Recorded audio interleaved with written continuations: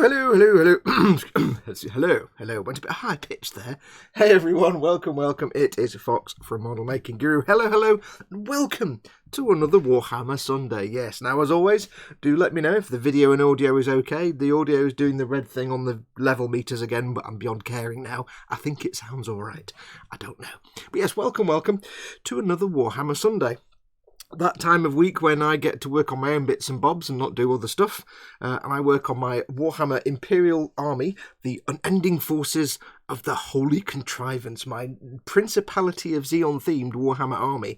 Except for the last week, I wasn't working on my army at all. I was working on some other bits. And we're not going to be working on my army again today. Some other bits again today. I'm just going to be working away. It's when I do my stuff at the weekend, usually on a Sunday. And I just sort of thought it'd be nice to hang out with you guys while I did my business. Not my dirty business, but my happy times business. I'll just stop that train of thought there. So yes, we're going to be doing some bits today. Welcome as always. If you've not seen one of these before, basically I'm going to sit and just waffle for 3 hours, maybe do a tiny amount of work. And you guys will keep me company, and you'll keep each other company. It's awesome to be in chat. As always, if you're watching this, I depend on you guys for things to talk about. Give me something to talk about. So if you are watching and you want to join in the live chat, if you can see the chat there, there's some chat there. That's not the live chat. If you want to join in the typey chat, you have to click on the YouTube icon that's down here in the bottom right-hand corner somewhere of the viewer. If you're watching this embedded somewhere, go and click on that, and that will take you to the YouTube page where you can join in the live chat. Now, like I say, I depend on you guys to give me stuff to talk about, anybody who's new to the stream. So make sure to put your question if you're in chat. Big fat capital letters, because my iPad's here, so I can see the chat. Put it in big fat capital letters so I have a chance of seeing it. Or if you want to, there is an alternative option. You can do a super chat. I don't know if you can see the little dollar symbol down here in the bottom of the chat window.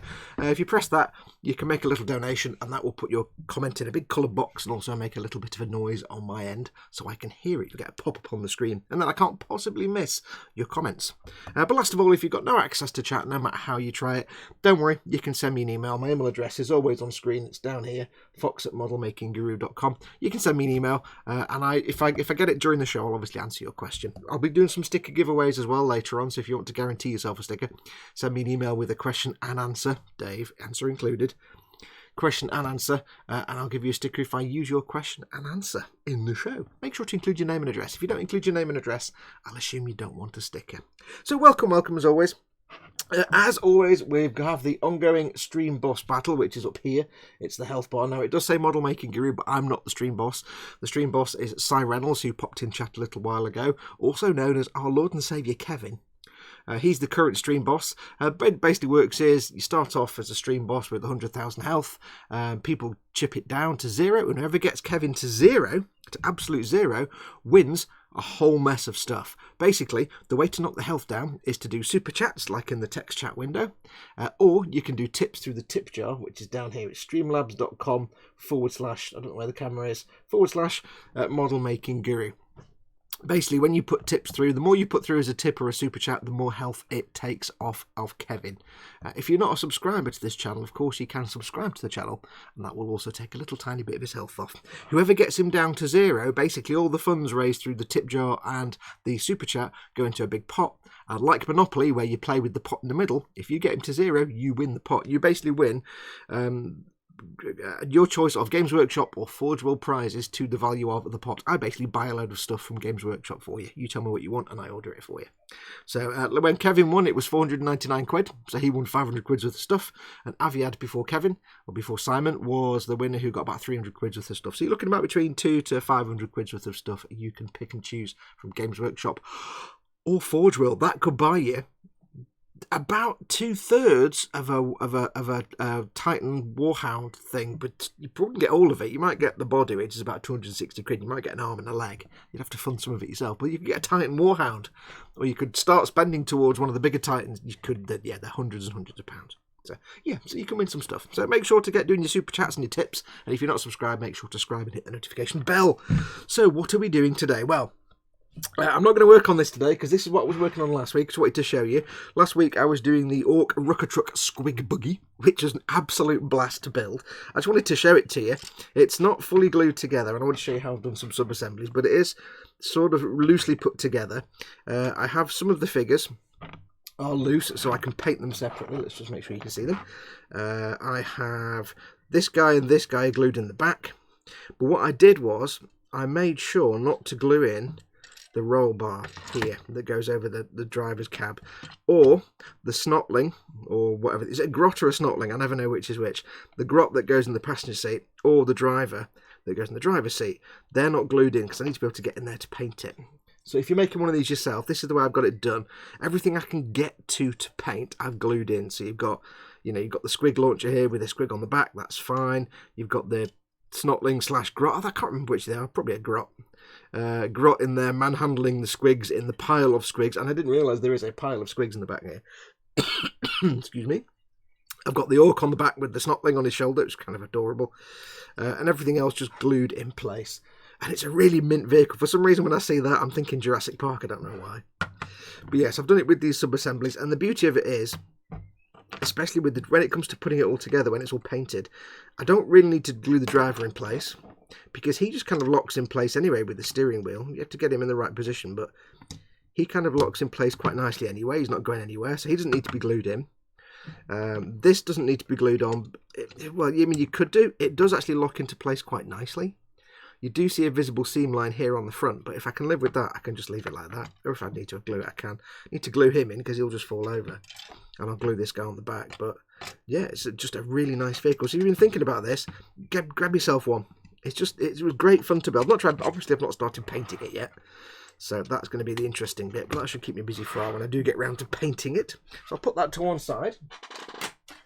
Now today what we're going to be working on, I'll show you in a minute, but we're not going to be working on my army because, like I said last week, I have got a big pile of stuff I need to build and get out the door. Either stuff I need to build for my army and just get it done, get rid of the box, or stuff I need to build so I can build it, paint it and sell it.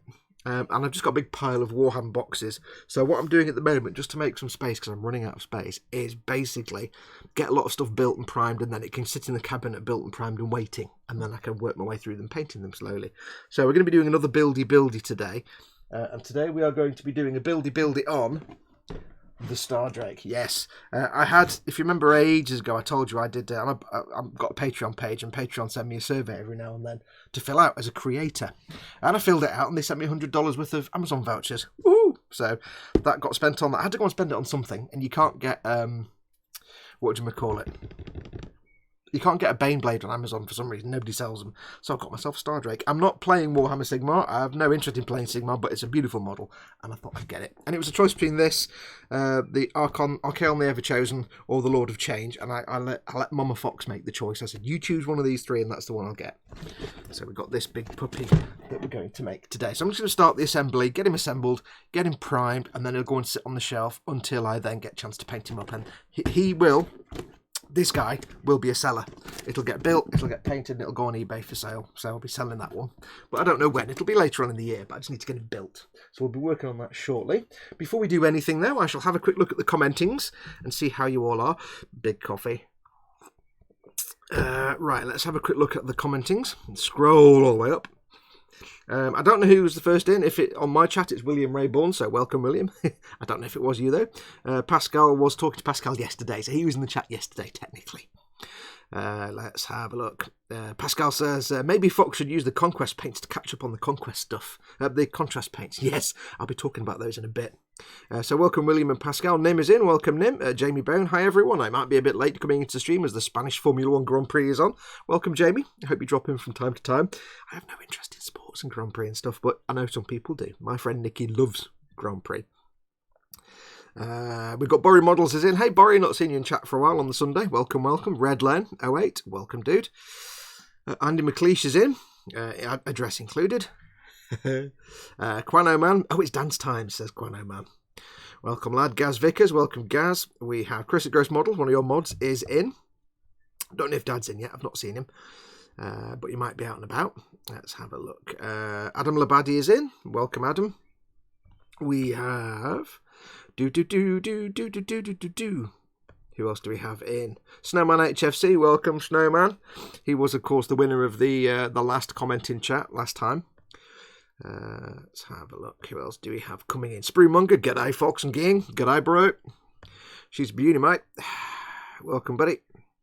Adam Labadi says g'day and then says, got me saying it now, God's sakes. I say good day quite a lot because it's just, I don't know, it's just kind of a happy way to say hello. I'm also trying to remember to call people a galah a lot because it's just like, there's no better insult than calling someone a bloody galah. I don't know why, it just sounds fantastic. Yeah, bloody galah. Right, we have word from Simon Reynolds, who is in. Simon Reynolds, your current stream boss, Kevin, as we know. He is, at the moment, this weekend, he has been at Warhammer Fest 2019, which I thought it would, for some reason I thought it was at Warhammer World. It's not, it's at the Rico Exhibition Centre, I think. So he's been there. I need to clear my throat already. Good God, man, hang on.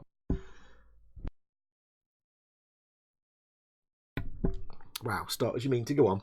Yes, he's been at the Warhammer Fest doodad all weekend. He's actually put a work in for the Golden Demon, so he's submitted a work for that. It looks beautiful. If you've seen it in the Boom Hut, I did post up in the chat earlier on, just after Simon said hello, a link to the Boom Hut, so go and check it out.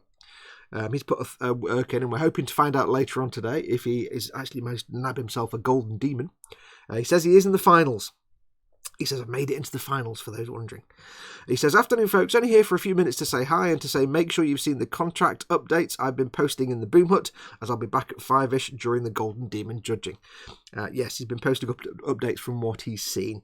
And it's facebook.com/groups/model Boom Hut. There is a link in the chat, and I'll post another one later on. So if anybody needs the link, let me know, and we can post it in chat, or Chris can post it in chat. Although he's busy playing Subnautica at the moment, so he might not notice. But yes, good luck to Kevin. Good luck to Simon, our good friend. Go and have a look at the work he submitted. It's a beautiful piece. I think it's a Lord of Change, if I got that right, Simon. Do tell me. I know you're not here now, but it looks a bit like a Lord of Change, but I'm not sure. It might be a bit of a kit bash. I can't remember which kit it is, but it looks beautiful. Hand-painted flag. Oh, wow. Why does this man watch me? He's far superior to me in paint. Let's have a look. Who else do we have in? Sprewmonger, we've said hello to. Yep, Red Lane, we're in. Interzone 88. Hi all, hi Fox. G'day Interzone. Wayne Haywood, g'day Wayne. I'm saying g'day now. G'day Wayne. It's just that easy and rolls off the tongue, doesn't it? Scott Sutherland's in from Orkney. Welcome, Scott. The chat just jumped. Who else do we have? Has come in. Jonathan T is in. Welcome, Jonathan. Andy McLeish explains the hierarchical order. He thinks for orcs it is snots, runts, lads, knobs, mega knobs, boss, war boss. I thinks. I should read it in the right. It should be in an orc voice. It should be. It's snots, rants, lads, knobs, mega knobs, boss, war boss. I thinks. Me orcish is rusty. Yes, I think it's. Well, hang on, because there's snots. There's.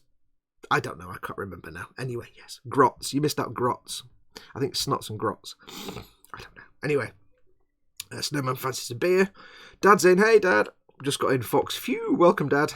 Dad is your other mod for today. Dad's awesome. Don't mess with him. He's the nicest bloke in the world, but he'll kick your ass and go medieval on you if you mess about in chat. Just a reminder, by the way, this is a stream for me. This is nothing to do with my e-model sponsorships. This is not an e-model stream. You don't have to be all well behaved in chat. You can say rude words if you want. I won't read them out because it's a monetized program. I don't want to lose monetization. This is how I make a living. But don't worry if you want to say a rude word in chat for any reason. You know, no politics, no religion, no being a tool. But you can say rude words. It's a grown-up thing. Don't worry. Let's have. How you doing, Dad? It was grot, but they changed them to runts. Was it? Oh, okay. That seems a bit rubbish. Right, so that's up to date with the chat. So I think we're up to date. So we're nothing to do now apart from to crack on. But I do have some news. Now, most of you will have seen this if you've seen the updates from Scott in the Boom Hut.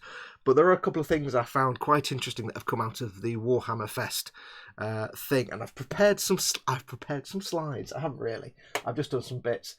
So I just wanted to quickly, for anybody who maybe not have seen the update or isn't in the Boom Hut, there has been some fantastic news coming out of the Warhammer Fest. First and foremost, it's fantastic news. It's not of interest to me, and I may have come across. I've said some things in the Boom, and I may have come across a bit negative on it, but it's not actually bad. It's wonderful news. It's just not in my wheelhouse.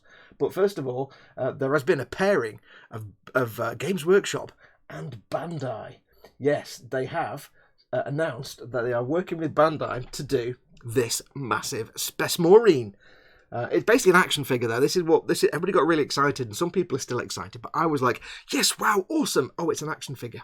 Oh, And I may have come across as a bit like, weeing on the campfire when it came out, but I'm still excited for it. It still looks awesome. But basically, it's going to be a pre-painted, pre-assembled action figure. So whether it's going to be like the Bandai Fig Arts collection, where it's a pre-assembled, pre-painted premium figure. That's from the translations on the tweet from the Japan Games Workshop PR team and from the blurb on the Warhammer community page. It's going to be pre-painted, pre-assembled, and there have been some tweets where they've replied to tweets as well, or replied to Facebook comments on the Warhammer page saying it's going to be pre-painted, which is... I understand a lot of people like that. That's fine. It's just not what I'm into. I don't really have any desire for action figures.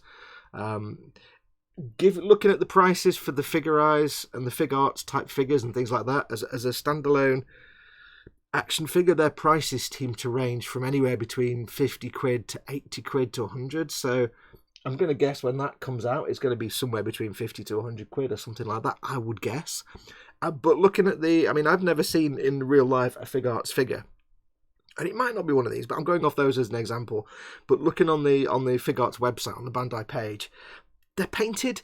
They're not interestingly painted. They're just kind of flat coloured. They're not exceptional. They look nice. They're just not brilliant. I mean, I could get one and I could repaint it. It would be fine.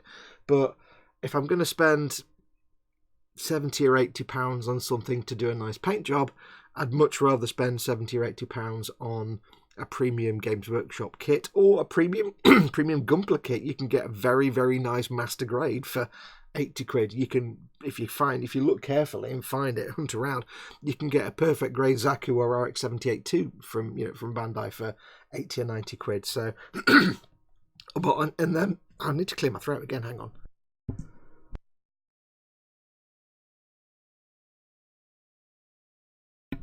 Oh, I'm dying here. More coffee. Hang on. So, yeah, I mean, it's nice. And if you're into collecting your action figures, that's fine. It's not, to me, it's just a giant plastic expensive ornament. I'm not going to play with it, obviously. It's like the modern geeks version of your nana who would buy little ornamental pottery dogs. There's no difference to that. It sits on the shelf and it looks pretty. You've not done anything with it. So I could paint it, but if I'm going to spend that much money, I'd rather spend it on something I can have fun building and painting and assembling and customising. Not just a big thing. Now, that's one announcement. So you'll either love that or you'll be like, whatever. It's still exciting. Don't get me wrong. I may have misconstrued my comments. I'm still excited for it because I know people will like it. It's just not what I'm into. Anyway, that's not the only thing that was announced, because next there was something else. We had finally found out what the new paints are. They are the Warhammer contrast paints. It says coming soon, but from what I've read, it's going to be like June or July, I think, they come out. So in a month or two. And there's been a little bit of confusion about these, but from what I've said and from what Simon's been able to put in the book, Simon's put some description in the book because he managed to get his hands on these and have a play with them at Warhammer Fest. So he's put a bit of a description. My assumption going in was that they were going to be like kind of thick shades, really viscous shades, and that they would, do what a shade does, go in the recesses, but also kind of colour the surface a bit more as well. And it turns out that's kind of what they are. They're kind of just... for want of a better word, viscous, thick, denser pigment shades. They're going to come with a range, to start with, a range of 34 colours. You're going to get 2 special base coats. You can't see, I'm doing bunny quotes. There's 2, where's the camera? 2 special base coats, which are for the contrast work. Apparently, contrast paints have to be put over a white primer, because that's how they work best. But it's going to be fun trying to put them on different things. And they're also releasing a special contrast medium, a bit like Lamy medium, but designed for these. So the way to think about these is, I mean, I've not tried them, but from what I've read, the way to think about these, I think, is they're basically a mix between a shade and a very opaque glaze, maybe a bit like an ink glaze or something like that. But that, as well as going into the recesses, it also colours the bits that aren't recessed, which is why you'll need a light coloured primer. Now, I don't know what the other colour primer is. We've seen one, which is white, or I think it was called, I can't remember what it's called. It'll pop up on screen there. It'll pop up on the thing. But there's a white rattle can primer. I don't know what the other one is, unless it's the little pop that's next to it. That's the same kind of thing. I don't know. But I find this really interesting. They're not aimed at us professional hardcore painter types. They're aimed at either people who are absolute beginners and have got no idea how to paint, or people who've got like an army with 3,000 Space Marines or Orcs or whatever, and they've got all this unpainted plastic and they're thinking it's going to take me years to paint all this. And it's aimed at people to get things painted and on the table quickly. And from what you can see in the pictures there, and the thing with the 2 Space Marines where it compares the properly painted and the contrast painted, they look pretty good. It looks pretty good. It's by no way a replacement for properly painting it. Primer, base coats, shade, layers, highlights, and other glazes and things like that if you're a bit more advanced. It's not necessarily a replacement for that, and it's not necessarily aimed at people like us who will do full paint jobs. But it's aimed at someone who just needs to get them done quickly. If you've just bought a start painting set and you're terrified of painting, you can at least get them done. Now, from my point of view, this is where I'm interested in these. To me, I could sit there and quite happily paint a figure properly. However, it opens up some possibilities for me. As you know, I do this for a living, and part of my living, which I haven't done for a while, is to build and paint stuff and then sell it and make income that way. It means now that I could theoretically get, say, a start collecting set or whatever it might be with 10 dudes in it. I could paint it very, very quickly using the contrast paints, and then do some stuff on top, some extra layers and shades and things where I need to, not just using contrast paints, and then get them sold. They would still look fantastic and I'd still be able to sell them. But it means I could cut out a lot of the process of the base and shade and layer, because it might replace some of that. So for me, from my point of view, I may not necessarily use them on my own personal builds unless I have a whole mess of dudes to paint. So I may not necessarily use them personally, but where it comes to stuff I'm going to get to sell, it will speed up the process. It's more for me, it's going to be where I need to speed things up. So I'm really looking forward to getting my hands on those and trying them out. Simon did quite like them. Again, he said he doesn't really think they're aimed at us at all, pro painters and hobbyists like us, because we've already got all the paints to do it anyway. We know what we're doing, but for beginners and stuff, that's really who it's aimed at. But there's always the potential you could do some interesting things with them. So never poo-poo something because you think, oh, that's just for beginners. It's like having training wheels. How do you know? Try them out. You might be able to find some good uses. I looked at the thing Simon painted. He posted a picture in the Boom Hut of an Age of Sigmar dude, and he painted it all rainbow colours, and I looked at that and thought, you know what, these might be good for things like flames or magic flames or anything like that, where you need that kind of glowing plasma or flame effect. They might be quite handy for that. A quick way of doing it simply. So we'll see. But yes, that's what they are. They're basically shade and base in one coat. So there you go. They do look quite interesting, and apparently it's going to be June or July. And looking at that picture there, it does actually look quite good. It looks pretty good. If you combine it with some proper painting techniques as well, you could get some fantastic results. If you're just getting a base colour, for example, on your Space Marines before you add all the complex detail painting, it just means you can do all that dead quick. So I don't really see a reason. Some people have been negative on it, and I'm like, why would you be negative? Somebody did mention in the Boom Hut, he's already seen a lot of people using the no Scotsman logical fallacy, which is like, if no real Scotsman would. It just means a proper painter wouldn't use these. Shut up and go away. Don't want to listen to people that think that. There's another tool to put in your toolkit in your painting toolbox. So that is the contrast paints. Next up, we have some models have been announced. We have, first of all, we have a new SPESS Marine vehicle. It's the new Primaris. It's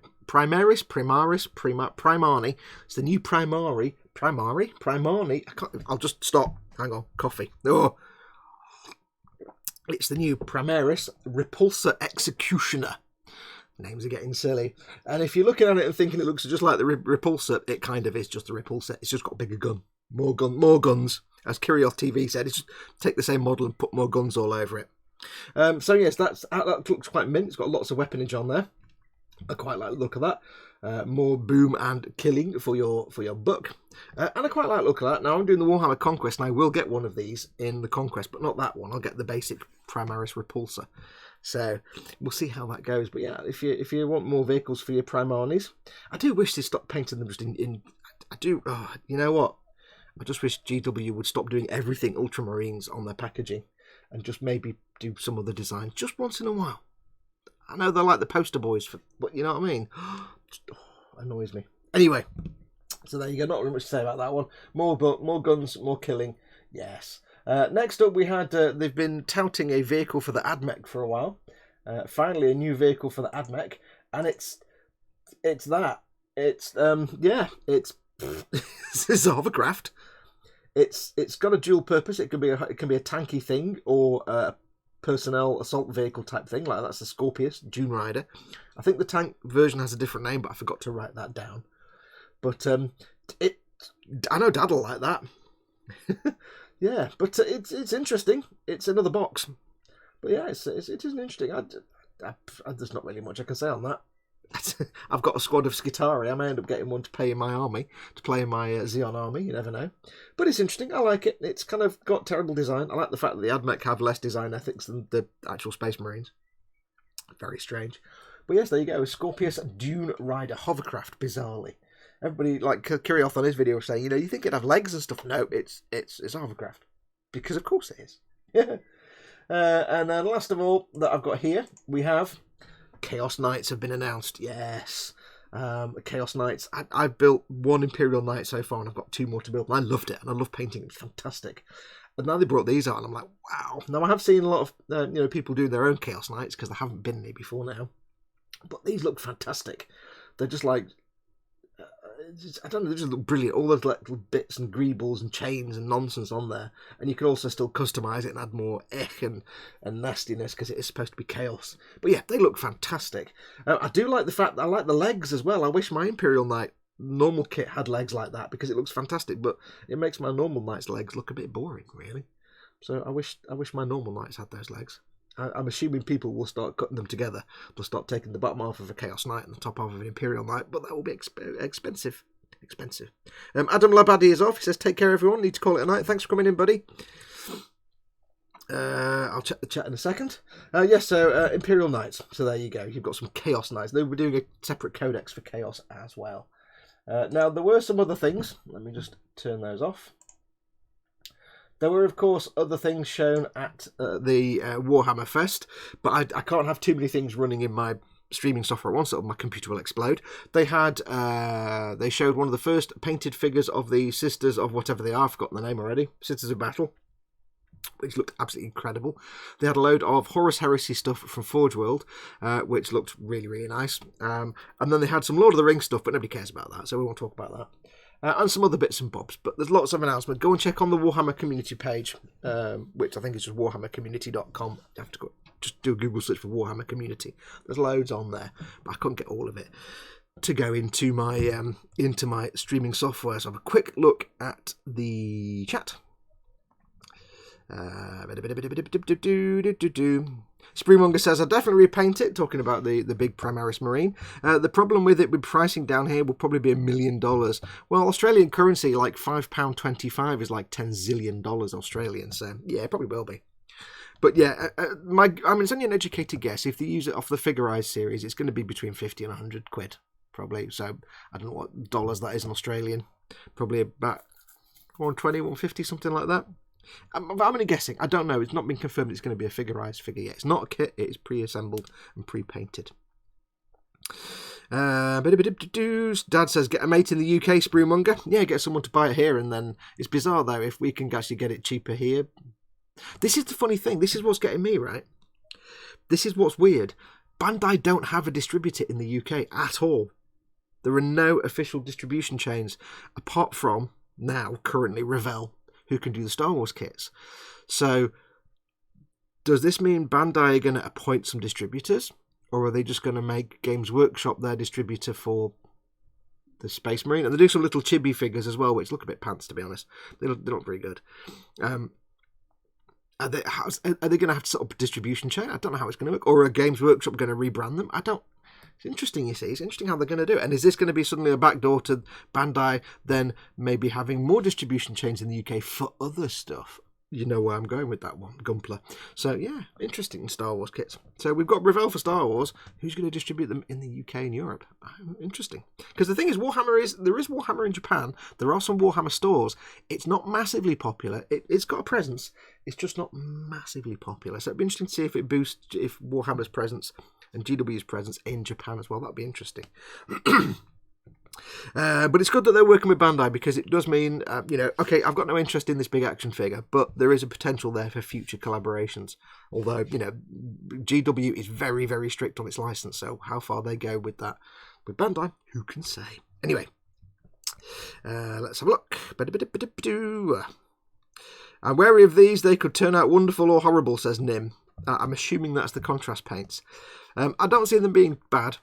I do see them being more of use to beginners and people just needing to batch paint 300 Tyranids. Yeah, if you've suddenly got a Tyranid Horde, or you've got like a 300 Imperial Guard because you need blobs, yeah, you're going to be grateful of anything that allows you to just get them painted up and looking tabletop ready in, a few days. I might even, when I do my, because I've got some Imperial Guard and I've got my Tempesta Sounds to do, I may actually, depending on what they're like, I'm tempted to strip my Tempesta Sounds, which are on the base coat level right now, and maybe give it a go just to get them painted. I need to get them done. But like I say, if I do, it will be a case of maybe, for example, my Scions are going to be red with white gloves and white bits and bobs. What I might do is use a red contrast paint to get the red bit done, prime them in the relevant primer, get the red on there to get basic base and shade effect. And then I might go in with a bit of layering on top of that. So you never know. It doesn't mean I'm going to go slap and put that on and then leave it. You can still do your normal detail painting on top. My thing just flicked, so do let me know if the stream's still going. Something changed on the stream. Very strange. So yes, people like myself and yourself and us, we might use those just to get a base coat down and then do all the layering and detailing on top. There's no reason you can't do that. It's not, you don't have to just use them. It's an extra feather in your cap. No, extra bow in your quiver. No, what's the thing? Extra tool in the toolbox. Think of it that way. I was going to buy a repulsor soon, said Fraser Davies. I may wait for this one now. More guns, yes. More expensive to play on the tabletop as well. How come that AdMech reminds me of a duck from WW2? It says Nim. Yeah, I have seen a picture of it done up as a PT boat from D-Day, with the American troops piling out onto one of the beaches. What else we got? Simon says he's in for 10 minutes or so, having a coffee anyway. Questions fire away, although it's probably gone by now already. Nuns with guns, says Andy McLeish. Yep, the Sisters of Battle. Simon Reynolds says, hang on. Somebody says something. Dad says, how are you? And Simon says, I'm good, thanks. Exhausted. I had a cracking weekend.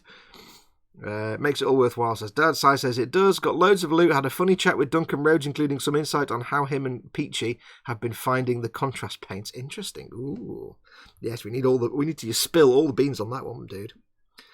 What did Duncan have to say? Asked Interzone, and Si says, well, he said the team like them. There's a learning curve to using them for more than just base coating, as there is with anything. He did say they have loads of tutorials planned. I like that. 2 thin coats? No, 1 thick coat. Snowman says, I'll be definitely getting contrast paint as I'm a terrible painter. This is the thing. I think that there'll be a nice gateway paint. I think their advantage will be for, like I said, people that want to batch paint 1 billion figures and just to get them ready on the table, and people that are learning and want to maybe get their way in, because you can build on the paint layer. You can build on the contrast paint. I am assuming. I don't know this for sure.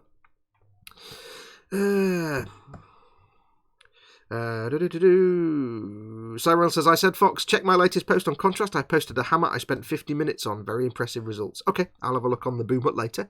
Yes, do go and check out the Boom Hut. I will post a link in the chat. I mean, most of you in the chat already know what the link is, but I shall post a link in the chat now. Hang on. There we go. If you're not already a member, go and join. One of the guys will let you in. We let everybody in, basically. Worth showing the stream whilst I'm here, says Si Reynolds. Hi, Duncan. Hi, Kafichi. Hey. Right, anyway, so where are we? So we're up to date. So what we're going to do for today, I'm going to clear my throat again and have more coffee. Oh, my throat. It is a beautiful day outside, so I have the window open, so you probably hear birdie, shouty dinosaurs, as I like to call them, the birds outside. Today we are going to crack on. As I say, I'm not working on my army today. I'm going to just work on my backlog of stuff I need to get built and primed. So we're going to crack on with the Star Drake. So it'll be a cutting and sanding day today. Worth showing the stream whilst I'm here, as it answers that very question. Yes, you can layer. Worth showing the stream.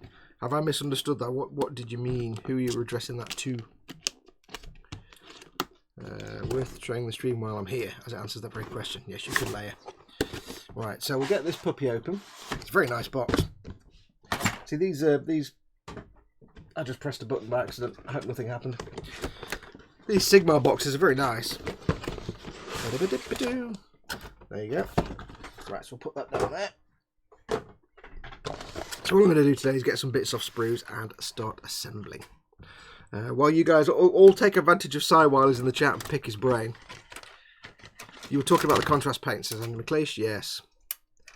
Candygram from Mongo is in. Greetings all. Thanks for posting your photos, Si Reynolds. The image is in my third contrast post. I'll email them to you in a sec. If they're in the room, I'll see them. It's just I can't do anything while I'm on the stream. I can't put things in the stream. I can't get anything in the... I'll just break the whole... Last time I tried to do that, I broke everything, so I can't add anything into the stream right now, unfortunately. It's not a Google Hangout, I can't share my screen, so... but yes. Right. So we're going to get this puppy built. What I'm actually doing is I'm building things as I go along. Oops, excuse you. I'm building things as I go along. Getting them built and primed and ready, and then they'll sit waiting for paint for months and months. But I'm also keeping, when I get them done, I'm keeping the back pages and the colour shots of them and the box art that shows anything I need to paint. And that's about it, really. It just means I can, once I've done that, I can basically throw the box away, throw all the random bits of sprue I don't need away, and throw most of the instructions away. I just save myself a lot of storage space, basically. Makes life a lot easier. Nimcinderin shouts, bench and belly. Okay, so we'll do it or early then, we shall say. As always, it's one of my streams. What's on your bench and what's in your belly? If you haven't had your dinner yet, what are you planning for dinner later on? Or what have you had for dinner? And what's on your bench right now? Yeah, so if you've put them in the boom, I'll get them in there, mate. I say, unfortunately, I can't share any. I can't add anything into my stream that isn't baked in before I go live, unfortunately. Okay, so yeah, folks, go check the Boom Hut to join if you're not a member, says Si. Yes, do join the Boom Hut if you're not a member. Just a Facebook group. There's about coming up to 4,000 people in there now. They're all awesome. It's no pressure group. It's a really friendly group of people. There's no sniping and bitching is allowed. We don't allow it. So if you're a new builder, go and check it out. Actually, I'm not going to use those so much yet. Si says, bench nothing, belly Bugman's. Oh. Yes, I actually said to Si in the chat, have a Bugman's burger for me, but then I realised afterwards, of course, it's not at Warhammer World, where Bugman's, the whole cafe is Bugman's Cafe. So I didn't know if they were going to have any official Games Workshop food or Warhammer food at the event. Earl D, Dad seen the Bandai Warhammer Marines yet? Says Earl D. Oh, welcome Earl D, and welcome, who else came in? Candygram from Mongo came in, welcome Candygram. Spreemonger says, scribing panel lines on an HG camphor gumplet, salted corn chips. Ooh, yeah, panel lines. There's a lot to do on that camphor. It's not that detailed. Bench nothing, belly Bugman, says Sam, you've done that one. Scott says, belly leftover takeaway. You've done it again. You've done that thing that everybody does, Scott. You can't just say takeaway. You have to explain what. It's like saying had pizza. You can't just say that. You have to say. So we need to know what takeaway. Is it kebab, Chinese? It could be anything. Takeaway bench is a Magach 6B Gal Batash. That'll be an Israeli Defence Force vehicle then, I'm going to guess. Simon Reynolds says they have the beer though, Fox. Oh, they have Bugman's beer. Oh. Nimcinderin is taking a break from her shrouded leopard and working on her kotobuki, hanger and belly as of this moment, and nothing really. Are you not still skinned, are you? That wasn't you, was it, last week? I can't remember who it was now. LD, bench empty this week, belly lots of meat and no bread, I'm diabetic now, yay. Oh dear, sorry to hear that, buddy. Pascal Leverse, lasagna, good man, and a lot of RGB LEDs around 35 lighting up the Psycho Zaku, wow. Interzone is working on some Plague Marines, good effort. Right, so yeah, there's the thing, like if you had like a whole squad of say 20 or 30 or 50 or 100, say Death Guard or Plague Marines, then you could spend ages, base them in Death Guard green, shade them with Agrax Urshade, go back and do the highlights, all that kind of stuff. Or there might be a colour in those new contrast paints where you could just get it on there quickly and get at least that stage of it done fast. Get them all painted and ready in and out, and then you can go back in and do your layering on top and your detail painting and everything else. Quanoman is finishing off a second Scout Trooper and Speeder Bike. They're so satisfying, my plastic addiction suddenly got all focused-alized. You didn't tell us what you're eating or planning to eat. So you got 50% failure rate. Nim says, yeah, that was me and I'm not too bad this week, but I'm trying to save money. I may order something later, just don't know what. Yes, because you were living off, you were in a ramen noodle moment, weren't you? when all you can do is live off ramen. I've been there. Right, so let's get some building done. Earl D says the bread and Lucozade smoothies are out of the question now. What? Bread and Lucozade. I don't even know where to go with that one. Bread and Lucozade smoothies. That just makes no sense at all whatsoever. Right, so I've got no way to understand what any of these parts are, so I can't even search for the part visually. So I need part number 4 and part number 3. We're starting off on the big space puppy, it seems. Now I've got a choice actually here. I just realised I've got a choice to make 2 different space puppies. I can make... let's have a look. I can make a Drakesworn Templar, who is like a bloke with a standy-upness and a big spiky thing that he holds in his hand. I don't know what any of these things are. I don't know anything about Sigmar. He's basically a dude with a big spiky thing, and he stands on the back, which looks alright. Looks interesting. Or I can make the Lord Celestant on a Star Drake. Now this guy interests me more because he has the big swappy hammer. But he has these things on his back, these like leather strips. Almost like a stripped cloak, and I like the look of that. This kind of shizzle here, that looks more fun to paint. But by the same token, this guy, the other guy, where's he gone? The Drakesworn Templar has this mint-looking bow and arrow that goes on the back of his space puppy chair, and this guy doesn't. I don't know. I might go for the Lord Celestant anyway, just because he's got an interesting top knot, and he's got the flappy bits of leather coming out of his back, which look kind of interesting. I think. I don't know. I'm not quite sure yet. Not quite sure. It might be that one. I don't know yet. Anyway, let's crack on. Oh yeah, so I forgot to say, Si, good luck, mate. Si says he's in the final, so Si, fingers crossed, mate. Pull yourself a golden demon out of the hat. That'd be rather nice. Good luck for today. Hope you do well. First place would be great. I don't know how it works. Is there first place, or is it just get winners and not winners? Poxwalker's slow cooking... Oh, hang on. Let's start that again. Snowman HFC says Poxwalkers and slow cooking pork joint in apple and barbecue sauce. I read it as Poxwalker's slow cooking pork joint. Really? Are they? Simon Reynolds, write them off again, folks. Tour of the Golden Demon Cabinets to see my competition. They're all beneath you, mate. You'll win. Don't worry. Night or early one today. Happy snipping fox, says Sprewmonger. Thanks very much for coming in, buddy. Enjoy your sleep times. And don't let all the deadly creatures eat you to death. Scoffing my way through 2 12-inch pepperoni pizzas, says Quanaman. 2? You fat bloater. Good God, man. 2? I mean, I ate a 14-inch pizza the other day. We got some pizza. Oh, some excellent news. I don't know if you remember. Some of you remember. Some regulars will remember. A kebab shop opened around the corner from my house, and it was heaven because I could go around the corner and get kebabs and curry and stuff like that. Well, they closed after about 3 months. I was like, oh. They've reopened again under a new name. Now, unfortunately, it's not really kebab and curry anymore. It's like fried chicken and pizza and stuff, but they do kebabs as well. And it's like, okay. Like they're kind of trying to... They're partly ripping off Kentucky Fried Chicken, they're partly ripping off Pizza Hut, and they're partly ripping off anywhere else.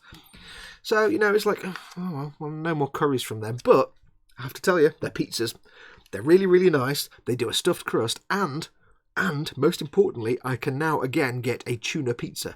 Yes! I love tuna pizza with anchovy. And nobody does them anymore. It's really hard to get them. Like Pizza Hut and everybody, even though they're ridiculously expensive and I don't use them very often, nobody's done one for ages. So I can now, again, my life is complete as I can now have access to tuna and anchovy pizzas. Yes! I know half of you are watching this going, ew! But what can I say? I don't know. I like tuna anchovy pizzas. Right, I need number 4. What are number 4 and number 3? Good luck finding any of those. 4 and 3. I've got to go purely off the numbers, and as we know, there is no order to the numbers. I can't even look at them to kind of figure out what they are. 4 and 3. No. This may take some time. 4 3, 4, that's 9, 31, 5, that's 1, that's 5, 25. Ugh. This may take some time. This may not be the most exciting episode ever. 4 and 3. I don't even know which bit I'm making. I'm making a neck tube, aren't I? So a neck tube is going to look like a neck, really. I would have thought. Still can't find it. 4 and 3. 4, 27, 21. Ah, got 4. I found number 4. It's right there, that is. There we go. That's lovely, that is. I'm going to do my usual thing. I'm going to cut them off with the big heavy nippers to start with. And I'll go back and clean them up a bit with the god hands. Being very careful because these are big, fat, nasty nubs. God hands aren't really designed to deal with these if you're not careful. That's 4. Now number 3, which is a little crenellation. There it is. I see it now with all my eyes on my face. There we go. So yeah, I may have come across as a bit snarky when I was talking about that action figure. That big action figure. It's not that I'm not like, oh, that's rubbish, I'm not interested. Obviously it's awesome that they're doing it. It's just, it's not my kind of thing. Ascension Industries is in. Welcome, Ascension Industries. Tuna pizza, what's wrong with you? Says Andy McLeish. Tuna pizza with anchovies is fantastic. Especially when you get like maybe ground beef on it as well. Oh yeah, that'd be even better. Tuna pizza, ground beef, anchovies, stuffed crust. Oh, I'll be having, yeah. And it was really nice. It was dead fluffy and soft, and the cheese was most pleasant. So there you go. So am I on camera? Yes. You know when the camera's way overhead that we're just doing a buildy day. So, a bit of red plastic on there. Just gently try and trim these away as best we can before we go in with the knife. Do.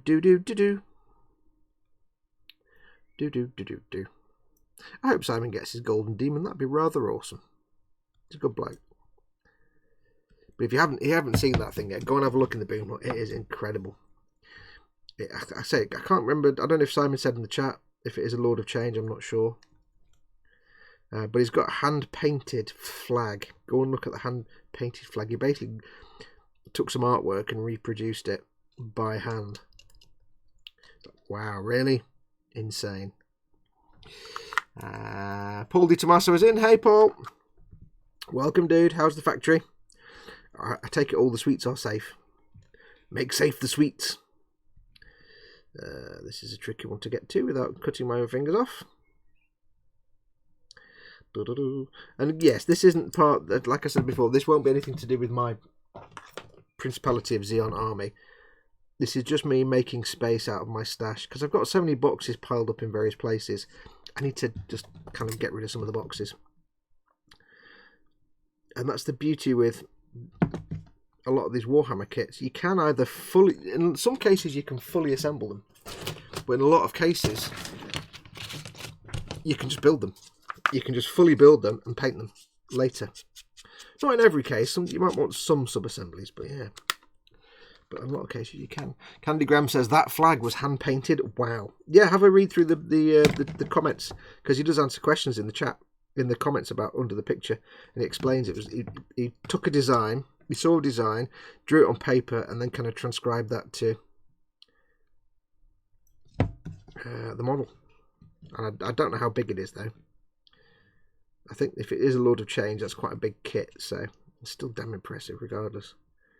Yeah, go and check it out. He's posted up loads of updates and things in the boom hut. A bit of clean up on this bit. My favourite pizza is tuna, prawn, and anchovy, says Wayne Haywood. That's exactly what I had, and that's exactly why I ended happy. Tuna. Well, actually, I tell a lie. I changed the prawns for, well, it's tuna, pizza, anchovy, and I said, can you swap the prawns out for sausage? Yep, no problem.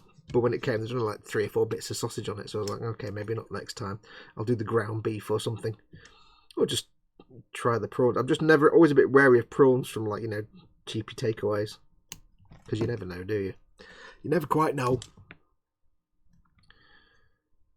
Now I really want a tuna and anchovy pizza again. Oh, it was very nice. I was starving, so I just there's a 14-inch pizza. I went, I like that. Gone. Wow, I've eaten it all. Hello, fatness. So yes, it was jolly good. It was jolly good and excellent. Right, this bit here.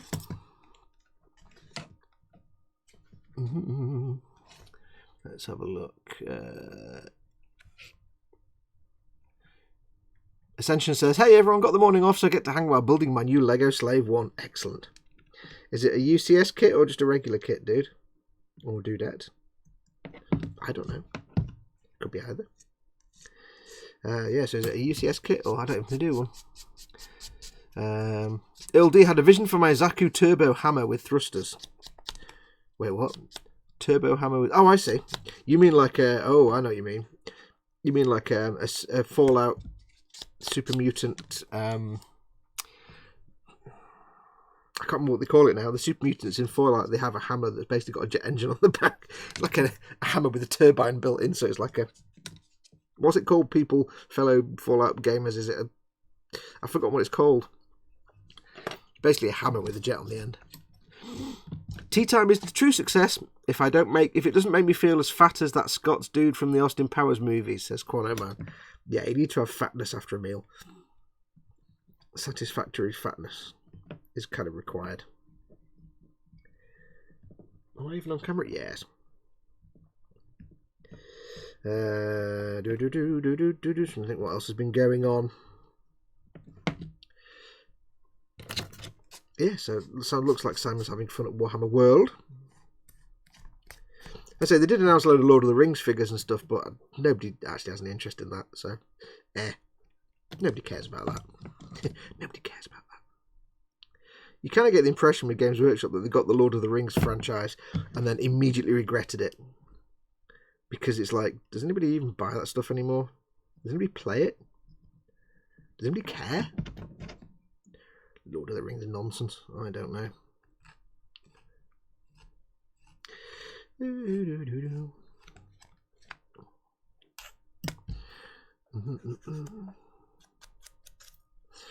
Right, there we go. That's that bit little sanded down.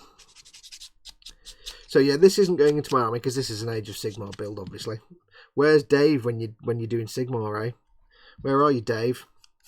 Dave Wise, the Gone Barker.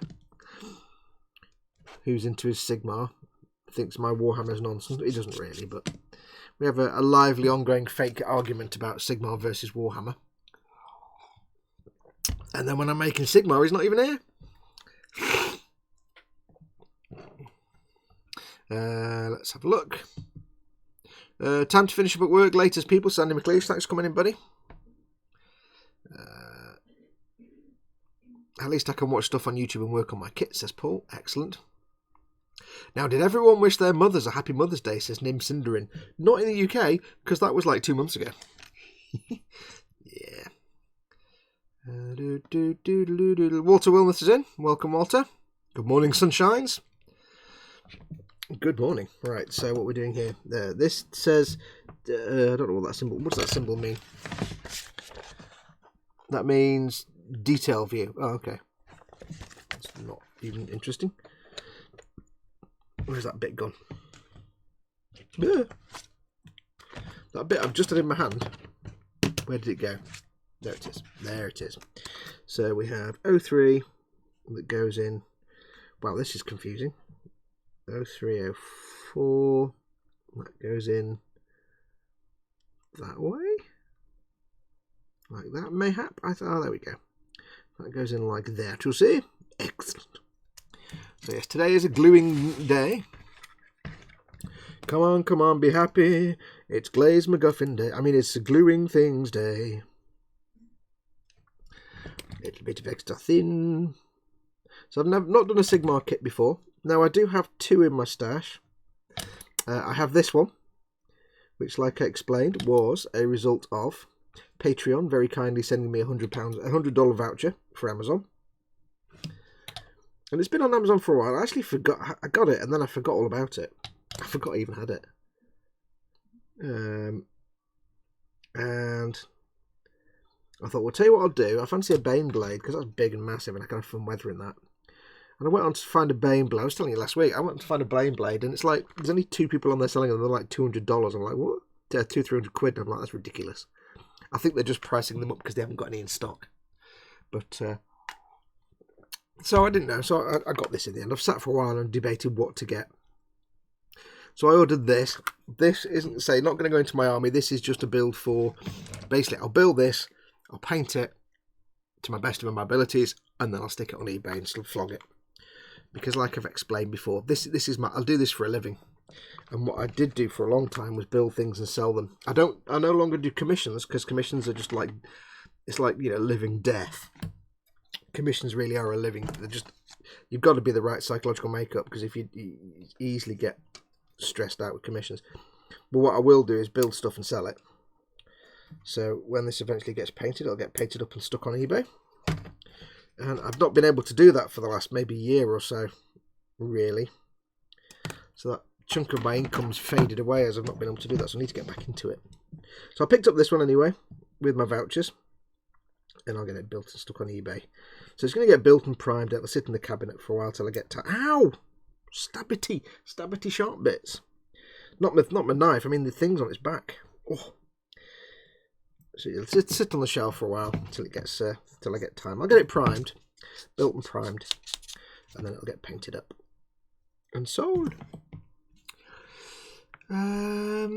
Vasily's in. Afternoon. Welcome, Vasily. Paul D. Tomas is happy that I don't have to do fire check every hour. They finally got the system back up and running. Yes. Was it getting a bit like the swan and the buttons? You can tell I've been watching Lost again, can't you? 4, 8, 16, 23, 42. No, 4, 8, 15, 16, 23, 42. Yeah, I started watching Lost again because I've not seen it since it was first on. And I've forgotten most of what went on, so it's quite good because I've forgotten who everybody is. I'm like, oh yeah, I've forgotten half of this stuff. I'll always rewatch a series, but only after enough time has passed that I've forgotten most of the things.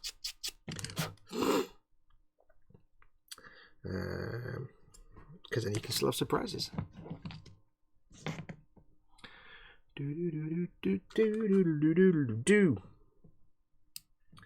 What else has been going on? Anything else? Don't forget, of course, if you want to ask me questions and stuff, you can do. I depend on you guys. So, if you want to ask me a question, pop it in chat. Do it in big fat capital letters. Or if you really want to get my attention, you can do a super chat, the little dollar symbol at the bottom of the chat window.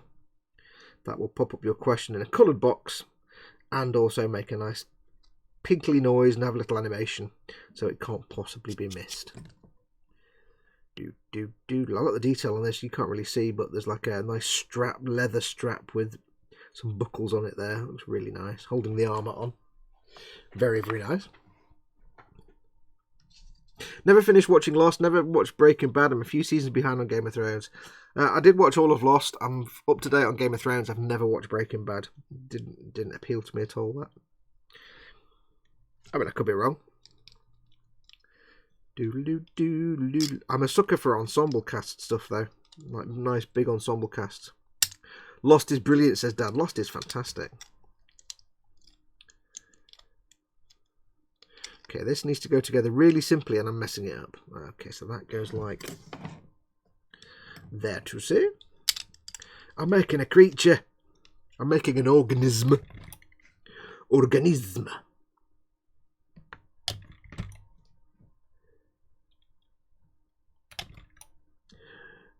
Can go in there.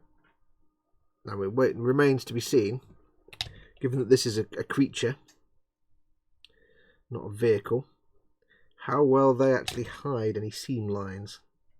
Now they've got a nice one here because it goes round these scales on the back of the neck, which is rather clever. I like that. I like that a lot. And the other one on this side is kind of just where the sort of crest of the armor plate is where you get the crease in the armour plate, so you can kind of get away with it. There's a little one there, but I think that'll be fine once it gets sanded away. But if they manage to make a lot of their like seam lines on things like creases in armour and stuff like that, then that's going to be easily fixed and sanded and beautifully hidden without really any effort. To me, a good time is to be had when there's no filling required, when I don't need to fill anything. Because I've got a little bit of, I've squished it a little bit, I've done the little squeeze technique, you put them together, you let a little bit of the glue squeeze out of the gap, just a tiny amount, tiny amount for these. And then once that's dried, I can go in and very gently sand them, and that should sand away any little bead of glue, and it'll look fantabulositic. Fantabulositic. It's not even a real word.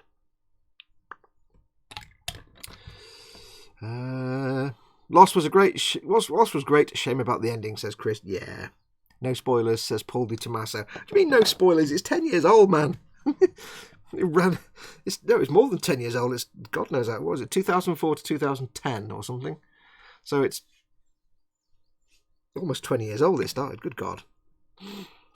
I'm about to order some Warhammer, being kind of intrigued with the detail, trying to find a good gory one like the Unclean one, but Games Workshop site doesn't have some of the ones I've seen, so I'm being patient. There's two things to keep in mind, especially with some of the real big character models. Some of them are not by Games Workshop at all. There is a company, I can't remember who they are, that makes resin ones that are very expensive and they're very nice, but they're not official or licensed, but they're very similar to the Unclean one. The other thing, of course, is they might be Forge World kits. If someone could post a link to Forge World for me in the chat. Forge World is the branch of Games Workshop that does resin. And what you'll find is there's a lot of the big character models are actually resin Forge World kits. So might be worth you having a look around Forge World, but like I say, keep in mind, first of all, they are resin. If you've never done a resin kit before, it's a whole different kettle of fish. And also, they're going to be ridiculously expensive. They're not cheap. It's resin. So if you've never done resin before, I wouldn't recommend going out and spurging 100 quid on a resin figure, to then find you don't like doing resin, because that would suck. As an example, I bought 10 Death Corps of Krieg. That was 45 quid for 10 dudes. It's not cheap.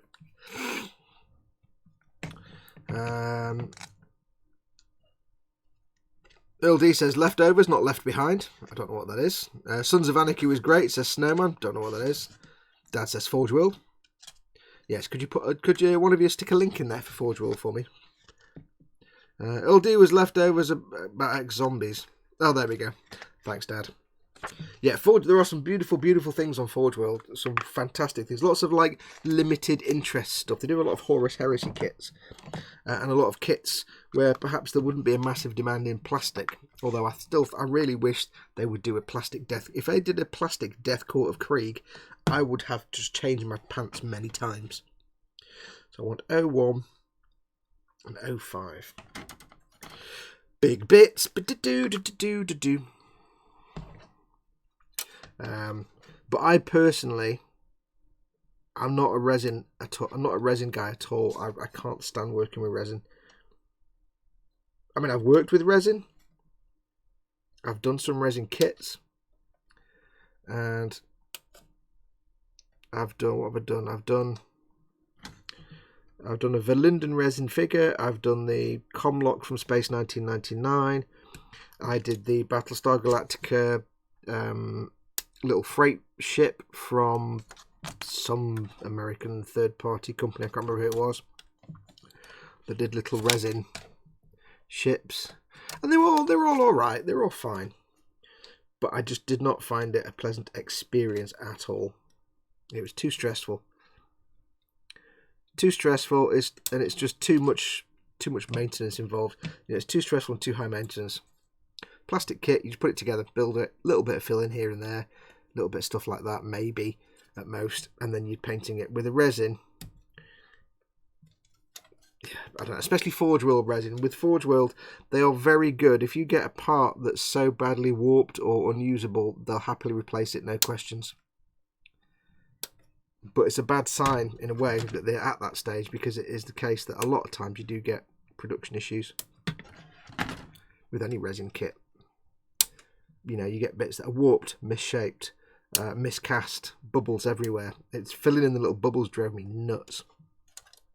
So no, I've never enjoyed working on a resin kit ever. I'm trying to avoid it. Deathcore of Krieg, says Gross Models. No, Krieg, with a G and a K and an R and an I in the Deathcore of Krieg. World War I French/Germans dudes in the Warhammer universe. It doesn't get any better than that, basically. Imagine World War I Germans with French greatcoats, just as much as you need to know, basically, and all wearing gas masks. You don't need to do any more than that. They are fantastic. I've not yet built them. I've got to build them at some point. I wanted to try them out. And they look all right. They're not as crisp as they appear. Let's not even cut that off. Because they've been out for a number of years. If you don't know about resin, the thing with resin is that the longer a resin kit has been out and produced, the lower the quality gets. Because with resin kits, you don't even start from a master. It's not like you start from a master and then make the kits from that. You start with a master, a mould. You make the real thing, then you make a mould of it. Then you make a production mould. But the production mould is usually based off a mould taken off the master mould. So it's like a third generation thing. So, and over time, of course, the moulds degrade and they get less accurate. You get more soft details. It doesn't really look very nice. So these like Deathcore guys, they look alright. But yeah, there's a few soft details, like the Aquila on the helmet looks a bit soft and flumpy. I don't know how that's going to work out at all. A few bits and bobs where the mould is a bit ropey. But, you know, hey, that's resin for you. They do some great vehicles. There's some great tanks and stuff in there. Again, they're resin, so I expect fit issues and many other issues.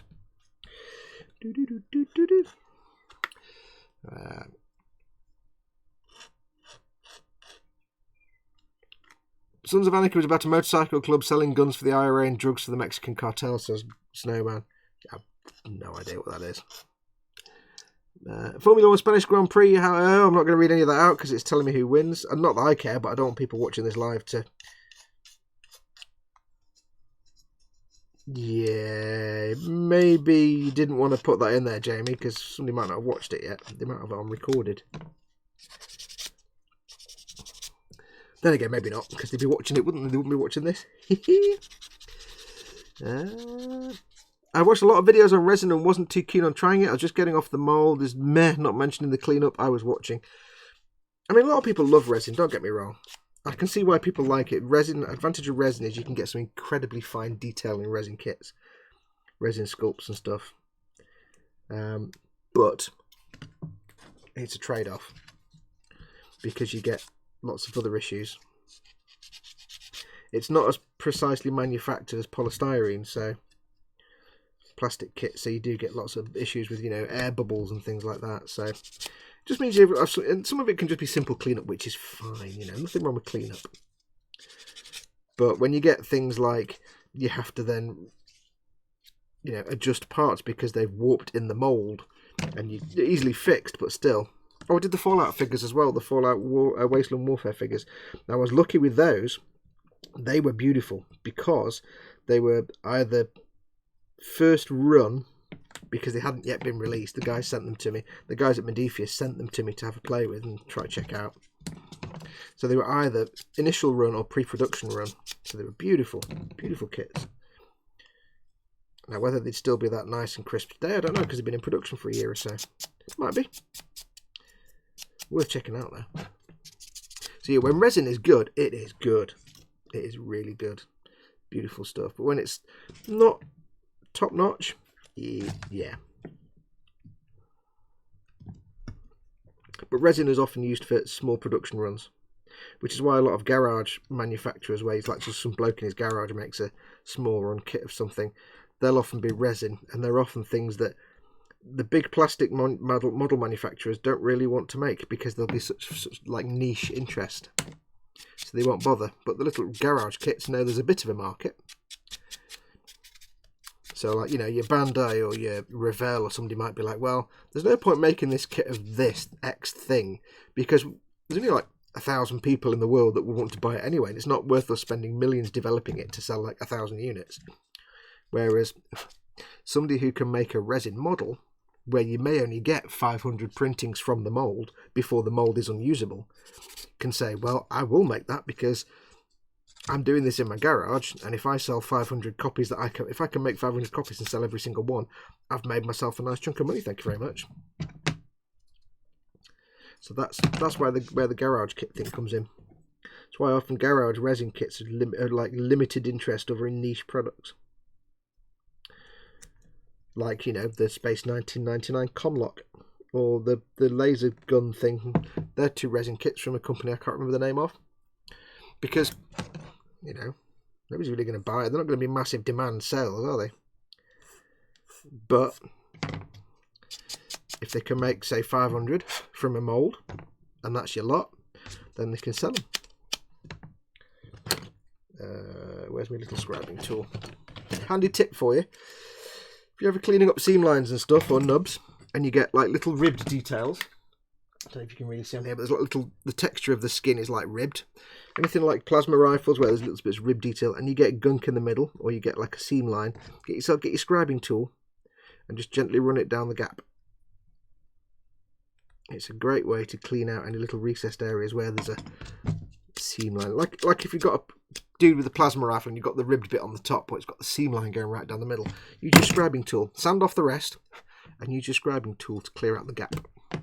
It is a godsend. I haven't actually yet needed to use my seam line removal tool.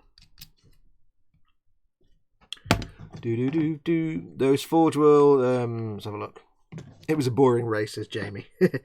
Yeah, sport's all balls, sport's boring. I have to try it one. Walter Wilmot. I'll have to try it once, I guess. Like my dealer says, you never know till you try it. Haha, says Walter. Yeah, I mean, some people, don't get me wrong, a lot of people do love resin, and resin is a wonderful medium to work with if you know what you're doing. But for me, I've never enjoyed it. It just seems like far too much effort and hassle and hard work. And especially when, you know, you don't know what you're going to get. If it's a little garage kit, like a little company that makes them, they're small run. They basically make them until the mould becomes unusable. So you know you're going to get probably fairly decent quality. Which way you get like little garage manufacturers making figures and things. But mass-produced ones, like the Forge World style, yeah, they're going to keep making them regardless. And I did mail Forge World and say, hey, I've got these Deathcore of Krieg guys.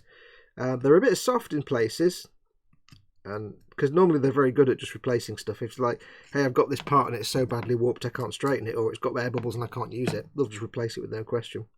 But they said, yeah, they're kind of 10 years old now. You can't really. That's just the way they are. Over time, eventually they'll get to the point where they'll just retire them because they're not good enough quality.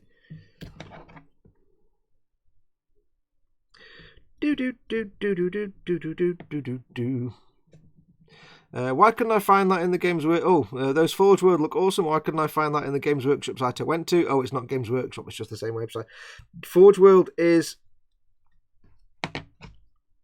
it is Games Workshop, but it's like it's a sister company. So Forge World are based in the same building.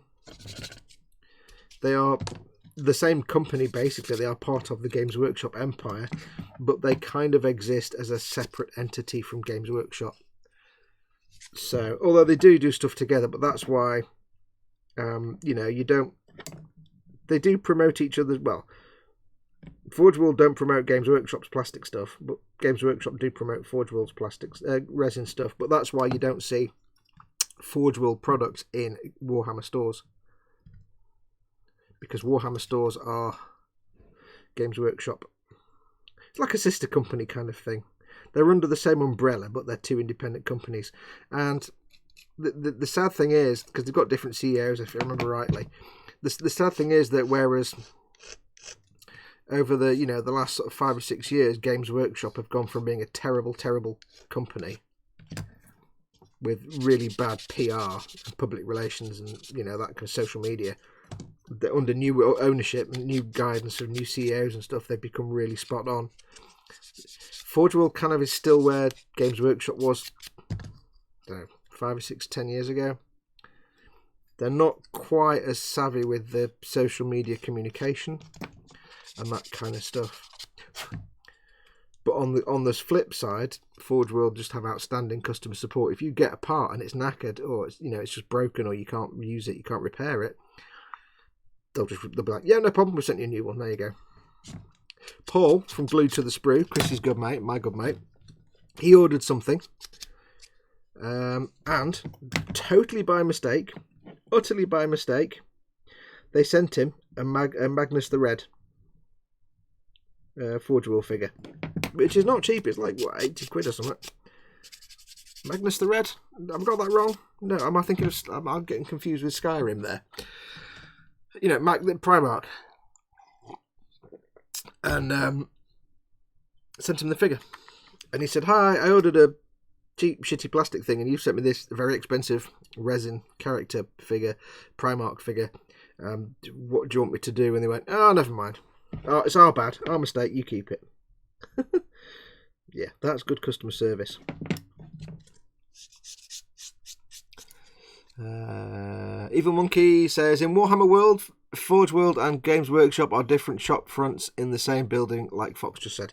Yeah, they're like sister companies, so they are related,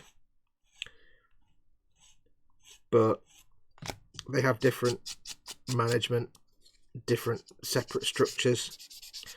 You know, if you look at Games Workshop's annual reports, they don't include Forge. Don't think they include Forge World stuff because that's a separate company under one overall umbrella.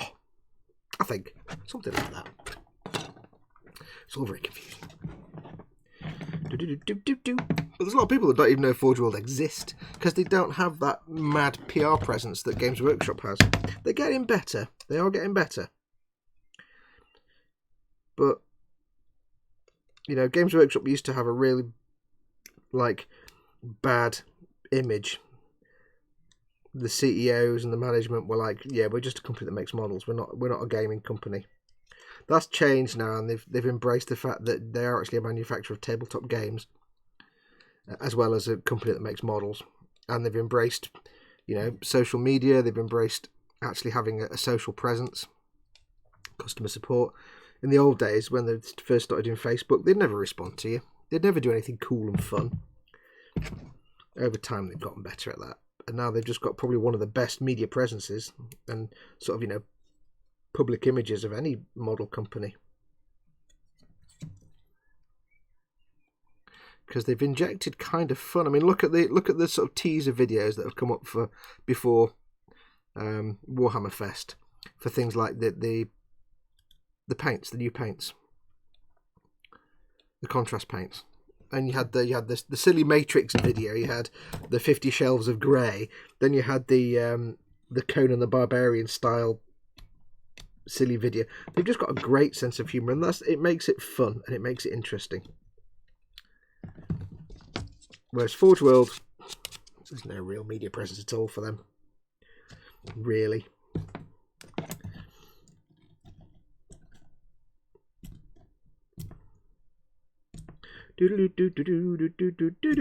Come on, shave. Let's have a look. Jamie Bowen says to Dad, how are Liverpool getting on? They won the Premier League yet? Dad says, don't know. I'm following the United game. City are 2-1 up. I don't do football. I mean, I don't do any sport. Sport just bores me. I have no interest in sport of any kind. It just bores me. It's no interest at all. When I was younger, I used to watch Formula 1 a bit, but that's only because I wanted to watch people crash and stuff. I was a child. I was like, yeah, I want to watch it for the crashes. But nah, sport. There's no interest in sport for me.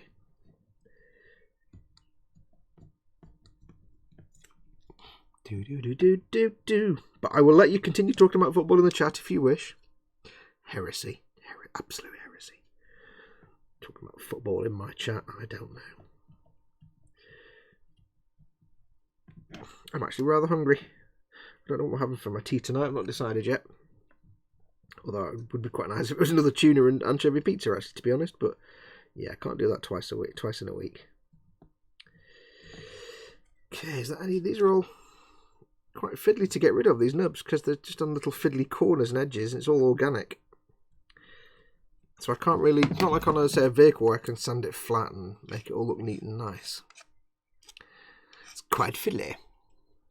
Nearly R4. Good God, man. Where's that time gone? Do.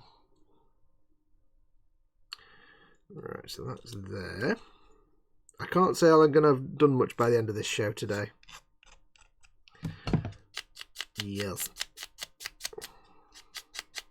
By the way, guys, I am probably going to be doing many more of the Sazabi live streams. It's going to take me a while, I think. Well, not I think, it will.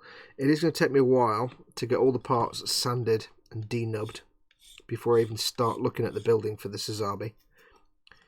So you can expect, before we go live with the Patreon exclusive build series, which, you know, we need to get to the build part before we do that. Before we get to that, I'll just do some more live streams. So I've got the E-model stream tomorrow, so I won't do any one tomorrow, but maybe Tuesday I'll do another live stream where I'm just sanding and denubbing, and you guys can hang out and stop me from going insane, basically. The purpose of that. So these are going to be gold trim parts, so I don't want them to be all scratched and sanded. I want them to look nice and smooth. Gotta tell you though, it was doing Warhammer that started me using a metal file for the first time ever. Because I could never use a metal file before, it always came out looking terrible. I just hacked the plastic to pieces. But since doing Warhammer stuff, I've actually found the metal file to be kind of indispensable. And if you do it just right, you can get some wonderfully smooth finishes with a metal file, if you're careful. And you follow up with sanding. So, yeah. And this is an old set of files I got from B&Q like in 1994 that are old and tarnished and slightly softened because they've been used. So, yeah, it's worth getting used to. Oh, there's a big nub there I hadn't noticed. Worth getting some practicing with your files. They do make short work of many things, and they can be very, very handy.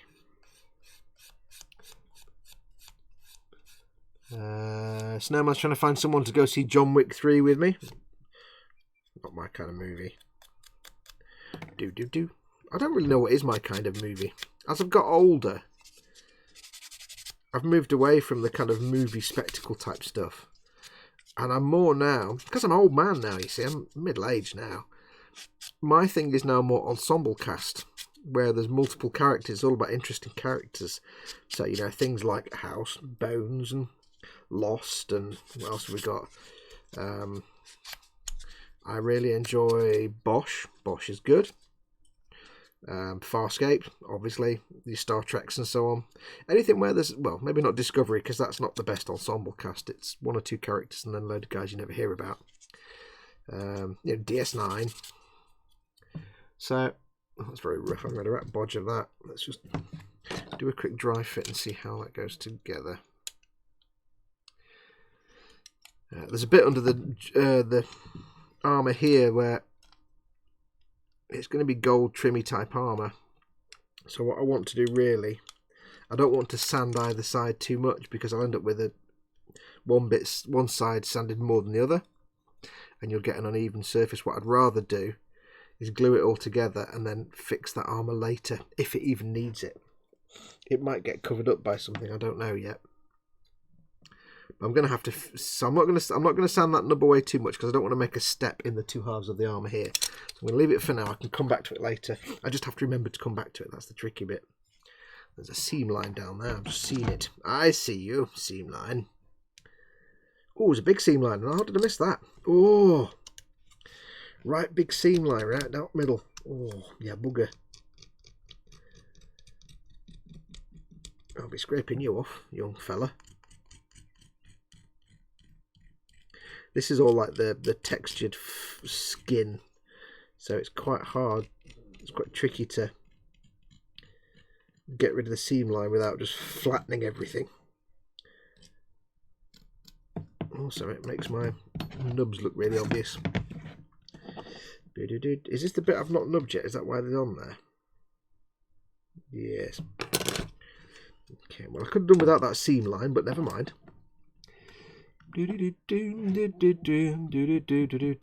Simon Reynolds says he's currently getting photographed for the Warhammer community page in White Dwarf. Is what your model? Is that Si? Oh, sadly I didn't win the Slayer sword, says Si Reynolds. But the model that did was fecking stunning. Oh, sorry to hear that, Si. But bloody brilliant. Wait, well, hang on. I'm confused now. Have I missed something? I am now the proud owner of a golden demon. Oh, dude, of a golden demon, first place in Age of Sigmar open category, dude. Awesome, well done and congratulations. Awesome. You winner, you. He didn't get. Okay, I was reading it in the wrong order. He's now won a golden demon. Good girl. Sadly, I didn't win the Slayer sword. I don't know. Is the Slayer sword like the next best, or I don't know how that works. He's currently getting photographed for the Warhammer community page on White Dwarf. Congrats, you deserve, says Si. I'm going backwards again, aren't I? Let's just not go backwards. Oh, yes, because Si came in and said, well, it was his first comment. Well done, Si, says Snowman. Bloody brilliant, Si, well done, says Dad. Jamie Bone, it's from football. Congrats, you deserve, that was a great piece, says Walter Wilmoth. Well done, Si, never got further than the first round, says Red Len. Well done, Si, says Scott. Wayne Haywood, well done. So yeah, absolutely awesome, dude. Well done. When I saw the picture of what you're doing, I'm like, yeah, you're gonna win. You're gonna win that. Awesome. Totes jealous. Well, I'm not a competition builder. I'm not in that mindset, so I never have done it. But wow, that's awesome. Put that on your shelf, buddy, with pride. Yes, good effort. So now we can all say we know a Golden Demon winner. How cool is that? How do you like them apples? Well done, buddy. Well done.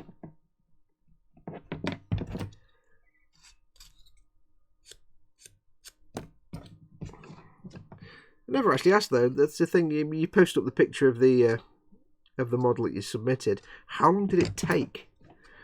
Tell us more about. Although it's a bit of a pain when you're in chat, but was it a bash of the kits? Was it just a load of change? Go through what you did, and you could probably put it you probably put all that information on the Facebook post, I suppose. Yeah, don't put it in chat. You'll be typing for hours. That's awesome. Well done, buddy. Jamie Bone, got to go in a minute. Got roast beef and all the trimmings for tea, followed by jelly and custard. Good guy. I like that. So how it works, Fox, says Si, is the Slayer sword is the best overall model in the entire competition. Then there are individual categories which each have bronze, silver, and gold demons. Oh, I see. I didn't know how it worked, you see. I didn't know which was which. The gold demon. Good effort. That's outstanding. I've got to be honest, though. I'd never heard of the Slayer sword. But everybody knows what a golden demon is. So I think you got the better prize anyway. You got the best one there. Oh, I'm getting a lovely breeze from the window. Oh, that's nice. I can smell outside smells. And I can get a nice cool breeze coming in through the window. That's nice. Yeah, post up pictures of your golden demon, dude, when you get back home.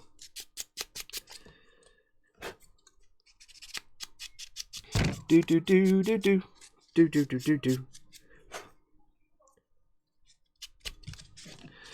Oh, there's some lovely smells coming from outdoors. I'm getting lovely sort of garden smells. That's nice. It's not exactly hot outside, but it's warm in here because I've got all the lights on and stuff. So it's just nice breeze. What I'm doing at the minute is I'm taking off that seam line. So I'm just going down between they're not scales, but it's like sort of that, imagine kind of textured chicken leg flesh.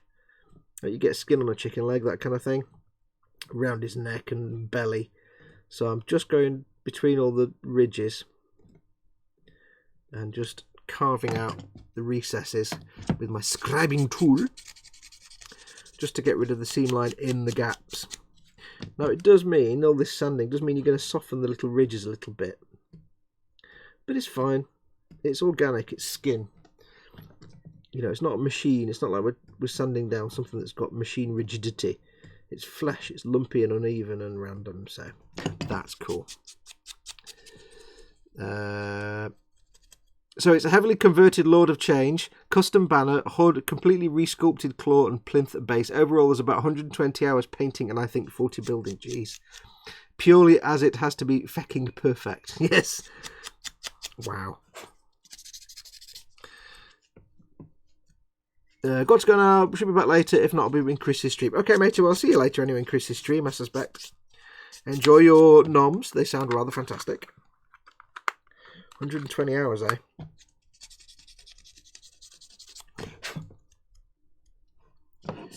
Do. So people have asked me whether I often get asked, am I ever going to do a build for... Well, I more often get asked, am I going to do a GBWC build, Gundam Builders World Cup? And I sometimes get asked, am I going to do a Warhammer Fest, you know, Slayer Sword, Golden Demon. Although I'll be honest, I thought it was the Golden Demon that was the thing there, so I didn't even know about the Slayer Sword. But I often get asked if I'll ever do those, and it's like probably not, because I don't think I'm that good. Looking at some of the things that win, like Simon's, you know, I'm not that good. I'm just some schmo that does a bit of YouTubing. I'm not that good. I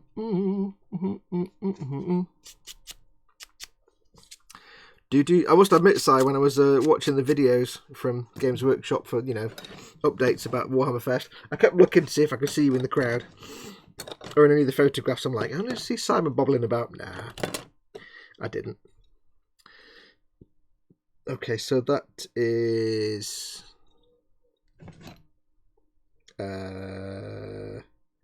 okay, I need 7 as well. Oh, I need part number 7. 7, okay. Do. Oh, I'm so proud. I'm filling up.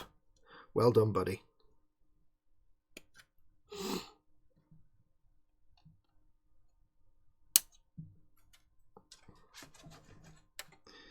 See, now we can say, because I always say the Boom Hut is full of people from absolute beginners to hardcore professionals, and I can now say, you know, and Golden Demon winners. Yeah, you see.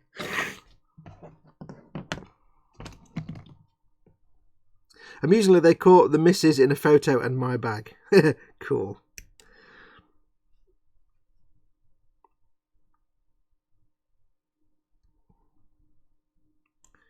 Do. So what happens when you win then? Do you have to go up on stage and look all sheepish and stuff and they say, well done, winner of the Knobbly Knees competition or whatever, you know? Do you have to go up and do all that, or is that all done away from the public crowds and they just announce the winners?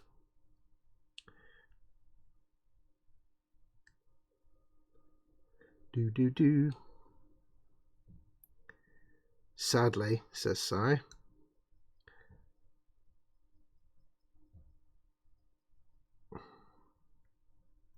I think after all that, mate, and everything you've done this weekend, I think you deserve a full fry-up for your dinner.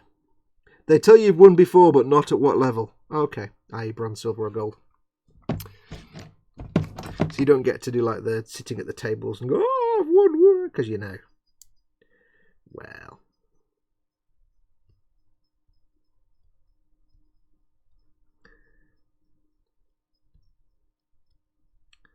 I wonder who's in the judging then. I wonder who does the judging. I mean, I guess it's obviously people from the paint team. But I wonder if like Peachy and Duncan get involved, or if it's just like the elite heavy metal guys. Then they call you up on stage with a massive ass screen behind you with the mini on and present the demon. Wow, that's kind of, you'd be like, oh, I'm so embarrassed.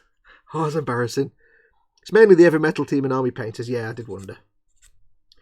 Yeah, it's like, you know, I'm on telly doing this kind of stuff, but to go up actually on the stage with people and, oh, I'd be like, oh, can I just sit down here and you bring it to me? Lynn's in. Hey, Lynn. Welcome, buddy. Heidi Peep, says Lynn.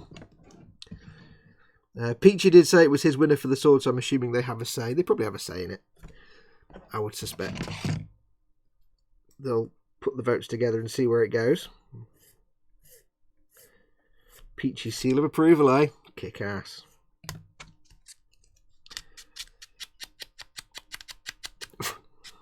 I shall have to keep an eye open on the next live stream painting with, because I'm sure they'll mention it. Or they'll mention the winners. But George is in. Good morning all. Congratulations, Si. Welcome, George. Hey, buddy. Hope you're feeling a bit better today.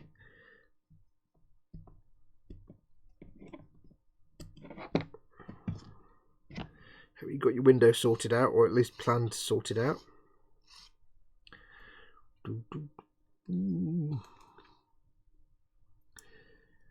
Wow. There we go. Golden Demon. Get in.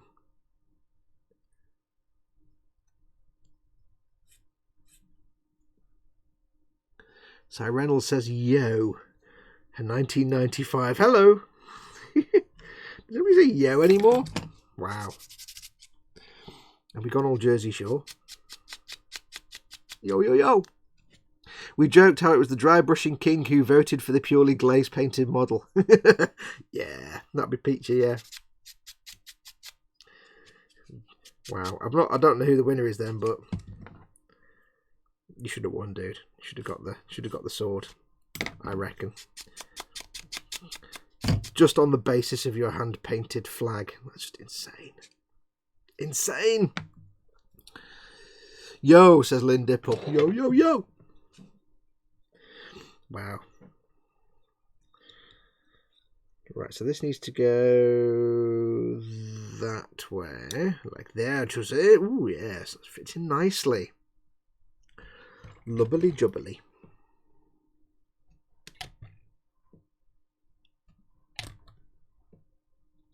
The one advantage of painting things to sell them.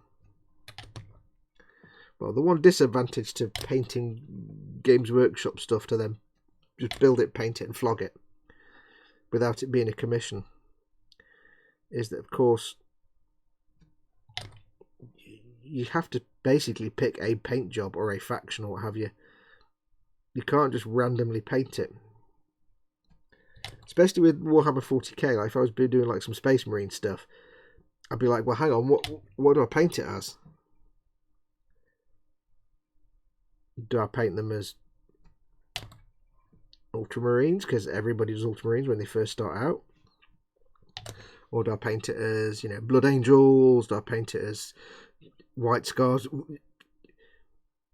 If you want to sell your builds, of course, I'm not going to buy a pack, you know, a pro-painted set of, you know, Blood Angel Space Marines if my actual personal army is Ultramarines or Blood, you know, White Scars or whatever. So it's that thing of what do I paint them as? Because I don't want to restrict sales to people that play that particular army. And with Sigmar, I've got no idea at all. So the advantage for me is if I do these and sell them, I'm just literally painting them as they appear on the box. So it's I kind of like that. Right, how do these go together now then? That needs to go like that maybe? Have I got that wrong? Am I doing this wrong? It doesn't quite go in properly. I don't know what I'm doing. I don't know what I'm doing. That needs to go in there. That needs to go in. No? Have I buggered this up now? Oh. That's in there like that. That's in there like that. That needs to latch onto there. It's all about the angles, this, isn't it, I bet?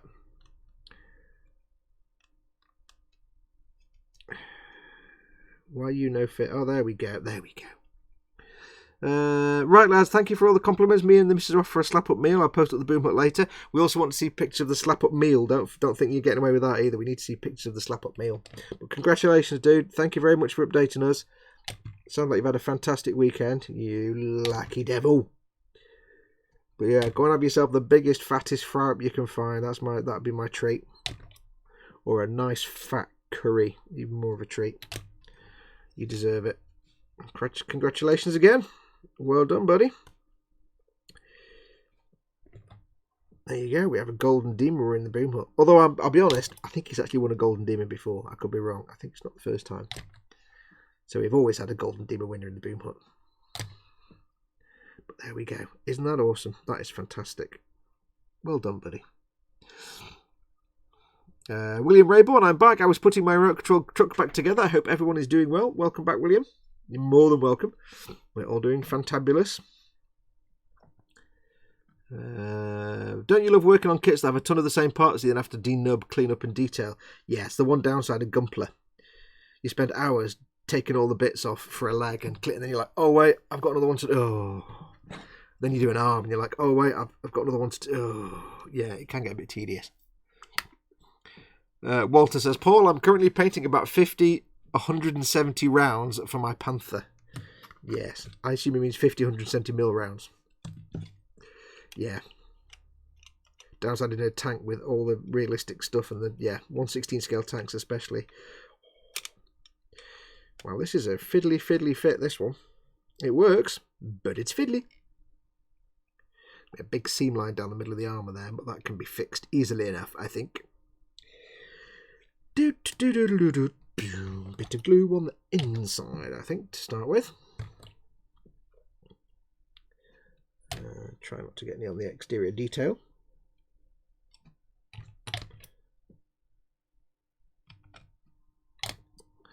I'm going to have to glue this from one end and hold it for a second, I think. In fact, what I'm going to have to do is reach behind here and knock the microphone. Noise. Sorry. I think what might be best for this is to get some of the old tape going on. I think this may be a prudent idea. Just to make sure it all locks in place nicely. I think. Might not work.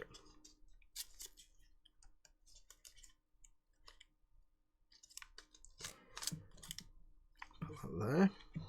Some more glue going down the inside. Good thing is the glue's not going to stick the paper to anything, so that's not a problem. Not a problem.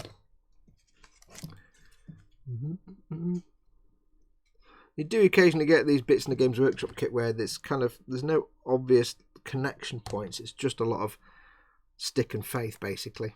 There's a big seam line down the middle there of the armour, which I don't know if you guys can see.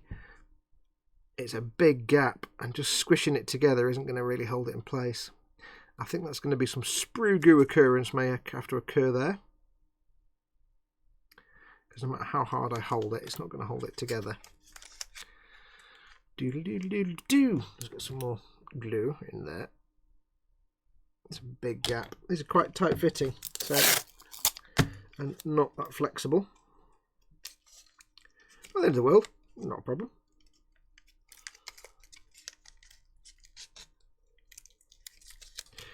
But yeah, I might need to fill that with some sprue goo, but that's fine. It's a big gap, but it's easy to get to. So we'll let that sit for a second. I shall glue the end together.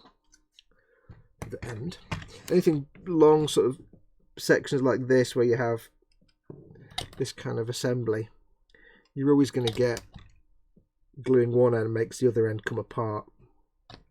It's kind of the way these things go, but it's fine because you can use tape or clamps to stick these things together.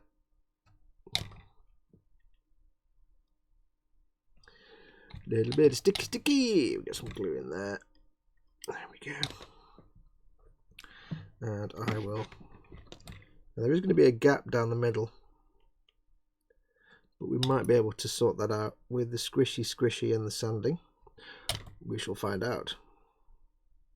Because again, it's flesh area, so it's going to be naturally squiggly anyway. Let's get some clampy clamps. Are they going to fit? Nah. Oh, things are falling off. Gonna have to tape this up.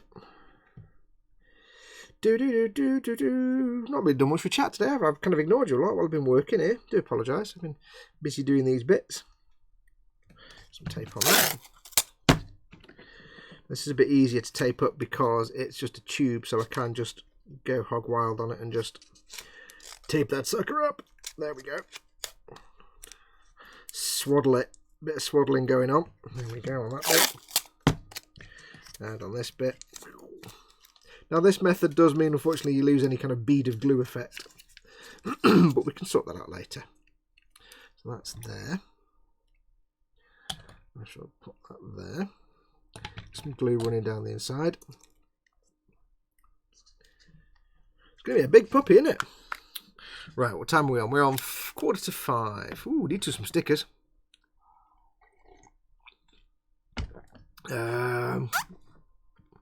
Jonathan T says, well, boys and girls, looks like my phone charger did something. Plugged in charging, but I'm down to 2%. Guess I'm bailing early. See you next week. Okay, buddy, sorry to hear that. Take care. Clear out the bit that your charger goes into. Often it's just crud in there. Give it a clean with some isopropyl alcohol and clean the contacts for your charger. You'd be surprised how often that actually fixes charging issues.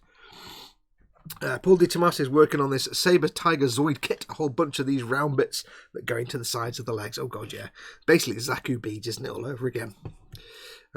Fox, what glue do you use? Because when I'm building my kit, they just don't seem to be sticking together, says thy creator. Well, it's a polystyrene kit, so I'm using Tamir Extra Thin, which is the best thin polystyrene cement.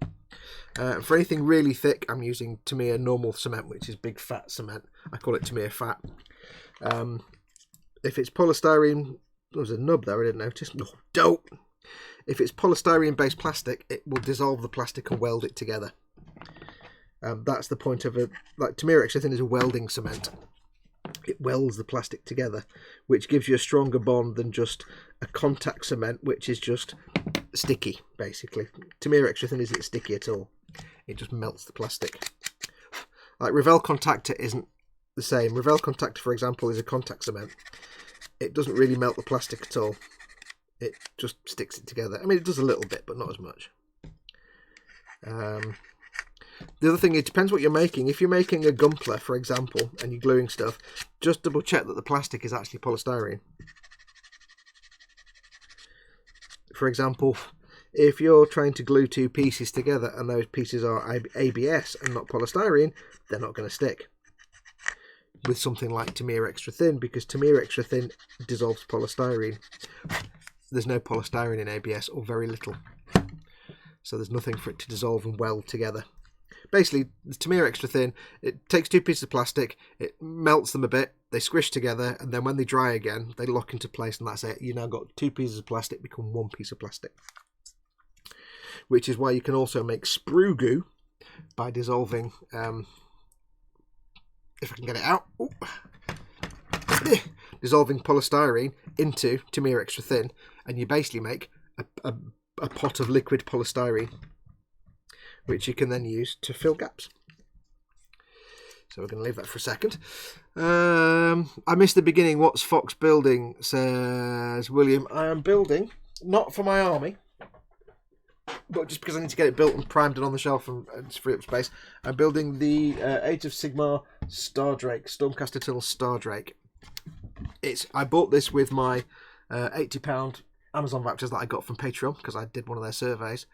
I'm just getting this built and some other bits and bobs like I did last week because I need to get rid of the boxes and that are taking up the space. All these Warhammer things that I can easily build, prime, and then put to one side for like a year until I get around to painting it. So I'm building a Stardrake. It's not for my army because it's Sigmar, not 40k. So over the coming weeks, I'll just get these all out the way. It means then I can throw the box away and it's not taking up space on my shelves. Speedy curates in. I hope, did I miss anything? You missed all of it. Simon Reynolds is now is a Golden Demon winner. He won a Golden Demon at the Warhammer Fest with his awesome build. I'm building an Age of Sigmar, and Dave's not here to go, wow, he's building an Age of Sigmar. And in other news, Paul Di Tomaso doesn't need to do patrols in the candy factory anymore because they've now got the system working again. What else? Can't think of anything else. I do remember seeing a new kit he took pictures of, says William Rayborn. Yes, it's that one. I did a survey and got some vouchers, and I was going to get a Baneblade tank, but nobody on Amazon sells them. So, oh well. Beyond Hope is in. Welcome, Beyond Hope. Beyond Hope says, Fox, next time you're down at E-Models, try some Ammo MIG cement, like 10 extra thin, but I found it hits some plastics that Tammy sometimes struggles with. I actually have some, thanks to Dad, who sent me some Plastic Magic, which is actually thinner. Tell you what, Dad, the tolerances you made on this glue holder, it's quite tight sometimes. It's actually a little thinner than extra thin, and it works on more plastics than extra thin. I've used it on ABS perfectly. It works brilliantly. So yes, I might try some of the ammo stuff though. Some people seem to claim, oh, it's so tight. State of that, I need to clean that out. It's filthy, dirty, filthy. It's actually paint, by the way. It's not actually actual dirt. It's just paint and stuff that's picked up. I need to clean it out. Yeah, I don't know why, but over time, Dad, it's kind of shrunk, and it's like, oh. Unless my glue's expanded, my thing's shrunk.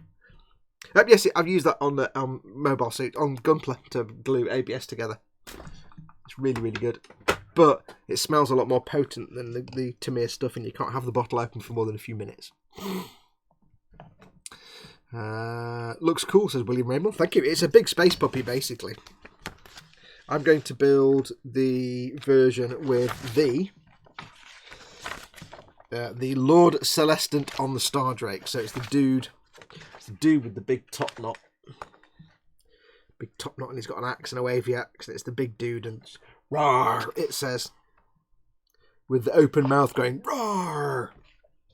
So it's going to be interesting to build. I don't know when I'll get to paint it, but hey. Right, so that should now have had enough. I might leave that for a little bit. What I shall do is, it's time to go for a great big wee, because of course it is. So while that's curing, we'll go for a great big wee, and then when we come back in a minute, it'll be time to do some stickers. So let me set up for the back in a moment thing. Hang on.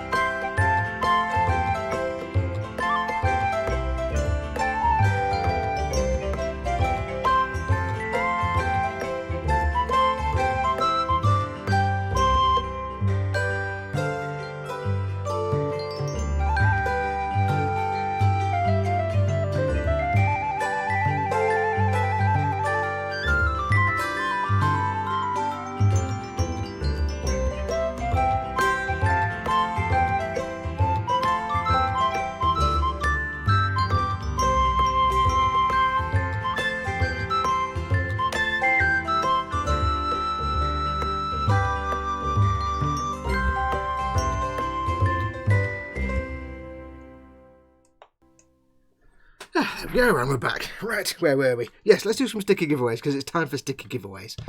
Fox is probably rehydrating in the Sahara. Oh yeah. It was great big wee time. Right, stickery times. Let's do some stickery giveaways. I've got 3 model making guru stickers, as always. Let me just put this off to the side, because if I need to go into email to get the questions, I don't want you guys to be seeing other people's email addresses. So let me just set that up.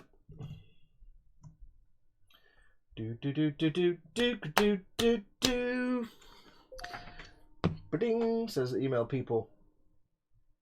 Yay. Well, Oh, what? I can't read that one out. Okay, Isaac, I've got your question, but you seem to have put like ... in the middle. So is that the full thing that I can ask before I use that question? Right, Scott, I think you were going to send me some questions. You haven't yet. Never mind.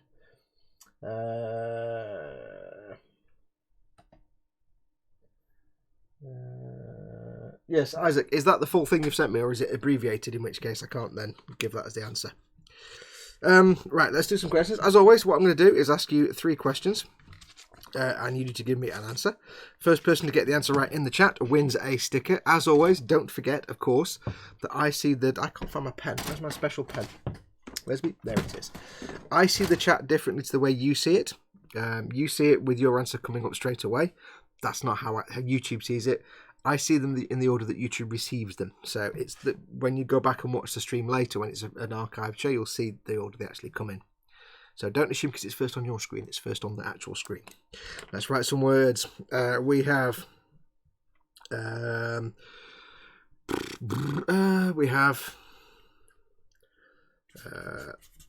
flange, limpet, scribble. I don't know why I write the word on the back. Flange, limpet, and scribble. I'll move these out of the way so you can see them. All the bits of dust on my desk now. Look at that. So flange, limpet, and scribble. They're all the same. They're all model making guru stickers. So I'm going to have to think of some questions. So let me just go back into the chat. Get the chat up over here so I can see it.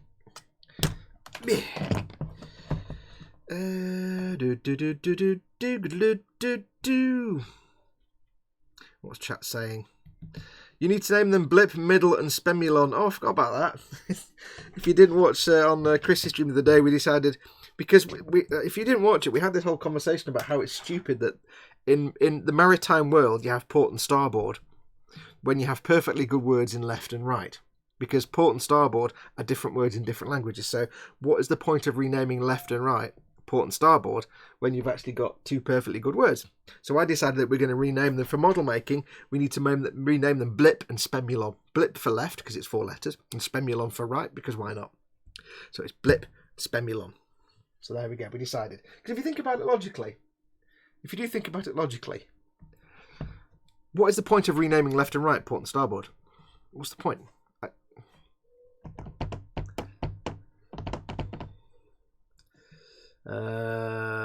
Okay, we do have a question.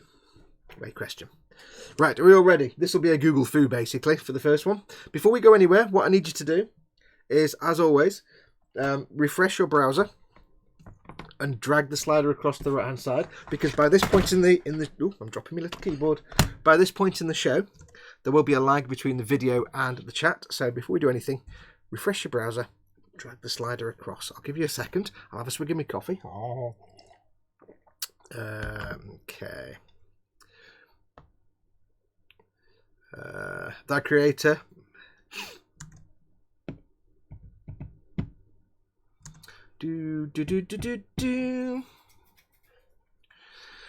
Right, okay, right, so we should have done it by now. So anyway, I'm just totally disorganised, can you tell? Right, so the first one, let's do the first one. We've got a question. It is from Isaac. He says, right, now you have to Google this. And again, don't assume that I don't check these. I don't check these at all for accuracy, so I'm assuming it's correct. The question is, how many letters in the English dictionary, how many letters is the longest word? Go. How many letters are there in the longest word in the English dictionary?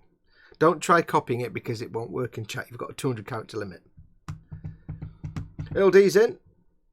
Oh, we know he's in. What am I on about? It's because Lynn said hi to him. George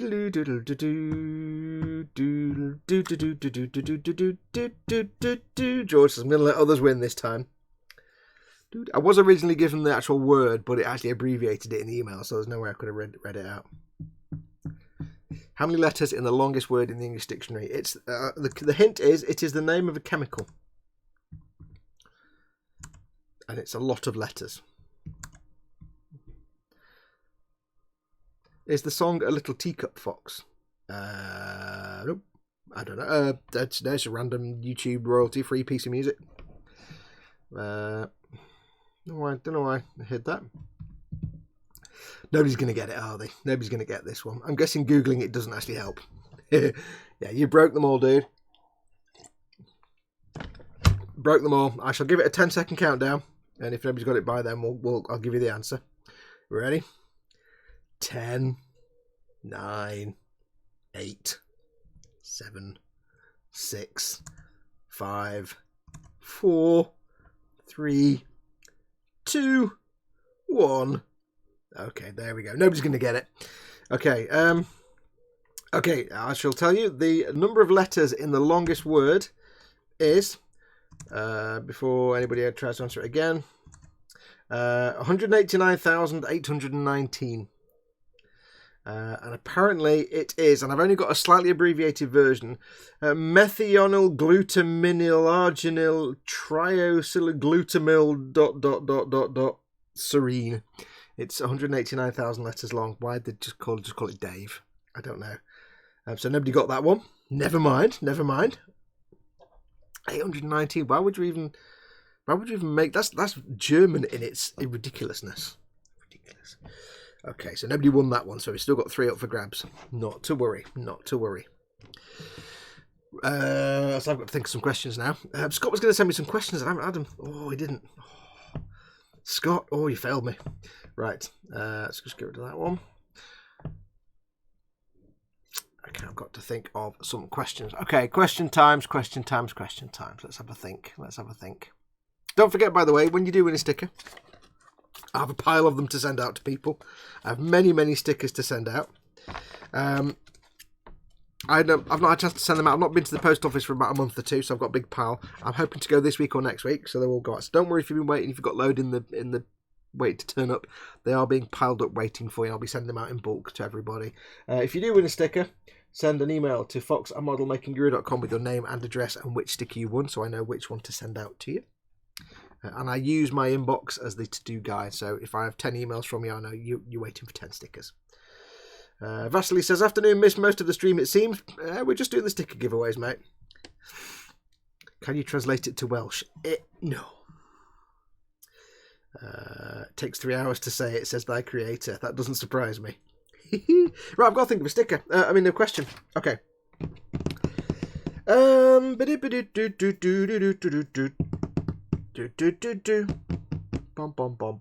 Can't think of a question. Okay, here we go. Dead easy question. I've actually forgotten the answer. Brilliant. Well done, Fox. Yes, here we go. Right. Easy question. What is the name of the new paints that have just been announced by Games Workshop? Go. What's the name of the range of paints that they've just announced that we mentioned at the start of the show? Can't call it Dave because I'm using it. Oh, Dave Cardboard's in. Welcome, Dave. Well, dude. Brian says Gross Models. Spoon says William Rayborn. Thy creator is spot on with contrast. Yes, they are the new contrast paints. Well done, Thy creator. Send me another email. Yep, contrast paints. There you go. Well done. I've just remembered a question that wasn't officially a question. But I've got to find it now. Somebody did point something out to me earlier on in the day that would be a very good question. I'm going to find it now. So, Thy creator, well done. Send me an email, fox@modelmakingguru.com. And I will include that in your pile of stickers probably going out to you. Would you like flange, limpet, or scribble? Let me know which one you want. I'm trying to find something here. I've got some messages. I can look at those because somebody sent me something. Had to put the airbrush down, says Walter. Pretty colours, says Lynn. You want limpet, Thy creator. There you go. So pop me another email. Right, I've got a question for you if I can find it. Okay. Next question. Everybody ready? It's a Google time. There is a new species of spider in Australia. I know, this was back in 2016. It's not right brand new, but 2 or 3 years ago they discovered a species of spider that hunts fish and lives on, that can go across the water and it hunts fish. And it's got a very unusual but very normal name. What's the name? Go. It's a type of spider in Australia and it has a very normal name. Contrast as Walter Wilmoth. Very unusual but very normal name. Let's have a look. It waits on the surface until an insect, small fish or tadpole comes near. The spider races to grab its quarry and then drags it to the shore to devour it. It can also hang around underwater at the bottom. I want to know, not the Latin name, but it's named after a person. But what is its name? No, none of you might get it. Chris, you can't answer. You know what it is. It's a very ordinary name.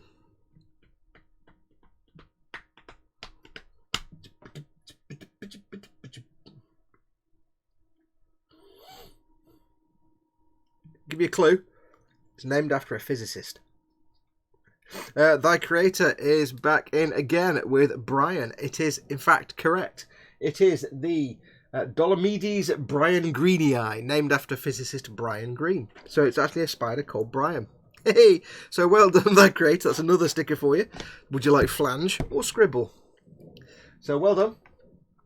Yep, you'll have to send me 2 more emails. Which one would you like? Would you like scribble or flange? Do Chegwin, says Earl D. Keith Chegwin. Scribble. There we go. Thy Creator. You can have as many stickers as you like when you win. You win as often as you want. Okay, so we've got 1 left now. So this is really down to who wins it. Shall I think of a question or shall I just write a number on my hand? It's going to be a number on my hand. I have the pen. I have my hand. Pineapple. Pen. Then moving on. Right, let me think of a number.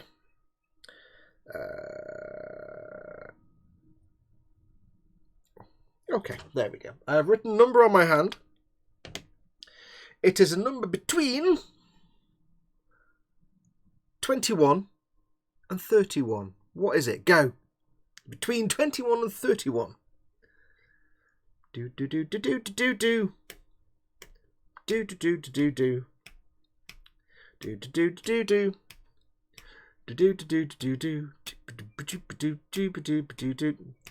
Well, purely by the fact he just spammed all the answers possible, the winner is, believe it or not, again, Thy Creator with 23. There you go. Yes, I'm not sure spamming the answers is the polite way of doing these things, Thy Creator, but we'll let you off. So that's 3. Thy Creator wins all 3. He's on the right George mode today, isn't he? George, you've been bested, mate. Look at that. Right, so that's 3 stickers for Thy Creator. You'll be selling these on eBay. Make money on them. Well done. I like the. I'll give you the points for using the blast them all technique. Yeah, I like that. Thing is, you got to try it at least once, haven't you? If you don't try it, hits it out of the park. Congrats. Yes, home run, says Thy Creator. Well done, buddy. Right, so there we go. There's some stickers given away. Lovely, lovely. Or rather, we've just given them all to Thy Creator. Nothing wrong with that. Where are you anyway? I'll check later. Right, so yeah, send me a whole mess of emails. Or just send me 1 email saying you need 3 stickers. That'll probably be just as easy. Where is Sprugoo, says Earl D. Actually, I've not seen him for a while. Yeah, where is he? Vet is here. Happy coffee moments. So well done to Thy Creator. Right, let's have a look where we are with this puppy then, shall we? Previously on Lost, we were letting the tape hold these things in place. Should hopefully by now have had a chance to give it a little bit of structural integrity. I'll tell you what we'll do actually first, before we take it off. We'll get the next piece ready just to give it some more time. So we want piece number 6. which looks like that, which could be not any of those. Could be. The funny thing is with Games Workshop kits, you kind of have to just look at the part, find the part visually first before you look at the numbers, because you take all day looking for it by number, because they're so random. So there, I want that part there. So there we go. Ka-ching, pa-ching, pa-ching, snippety snip. There we go, and the one on the top. Do do do do do do do do do.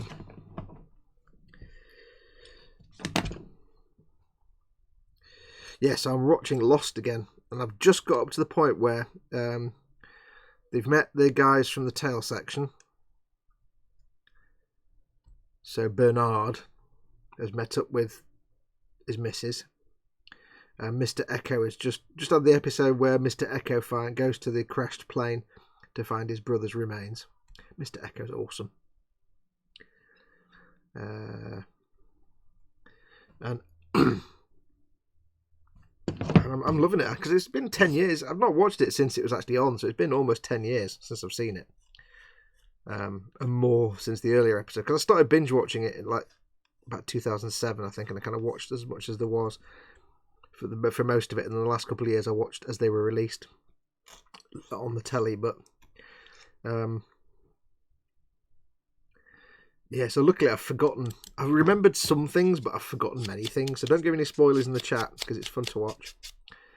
So that's good stuff. It's not quite the same as when you watched it the first time. It was like, oh my god, look at this! Oh, they found this, and oh wow, this is happening! Wow, it's amazing! And I got to tell you, wow, some of the visual effects. Oh, the first time they see the polar bear, there's a bit where the polar bear is attacking Walt in the big bamboo plant thing. Walt's in there, and the polar bear's hacking away at the tree that he's in. It's like, wow, those are really terrible graphics. It looks awful. It's just this white fuzzy blob. When it's not a close up of the face, because that's what do you call it, an animatronic thing, but the shot of it like from a distance, it's like, wow, that is truly awful 3D graphics. It's awful looking. And some of the shots of the smoke monster look really bad. It's like, wow, what was the graphics budget, like 5 pence? Although I just saw the bit where Mr. Echo confronts the smoke monster, and it looks a bit better. Still a bit rubbish. Vasily, what is he building? Oh, it's yes, I shall show you. It is. It's not part of my army. It is. I'll do it on the instructions. It's easier. It is an Age of Sigmar Star Drake. Big space dragon puppy thing.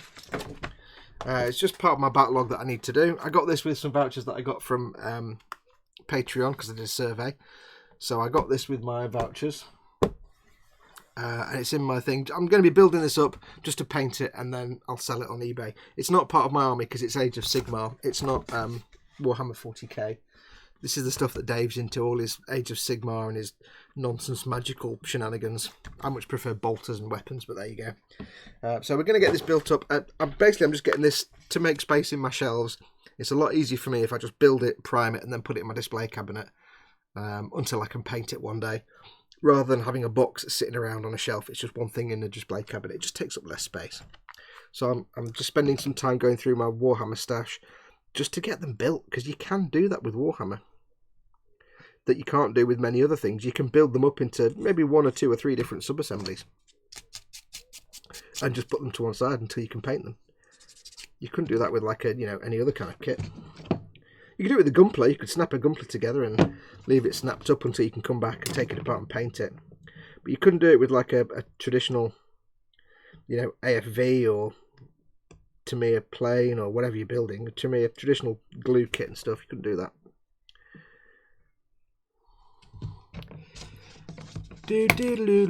Dragons are cool being Welsh, I'm biased, says Vasily. There's lovely. There's lovely. Yes. It's near enough a dragon that it's probably Welsh. What's occurring? The only thing I can say with anywhere reasonably approaching a Welsh accent is from Gwen from what do you call it? What was it called? The thing with the Doctor Who spin-off with the, you know, with Gwen and what's occurring? I've forgotten what it's called now. Torchwood, that's it. Lynn Dipple, I like dragons too. So if Bandai are doing Marines, will Games Workshop do a Gundam? Can you imagine? No one can do Gundams like Bandai. Get this taping off. Just holding it in place. Ow.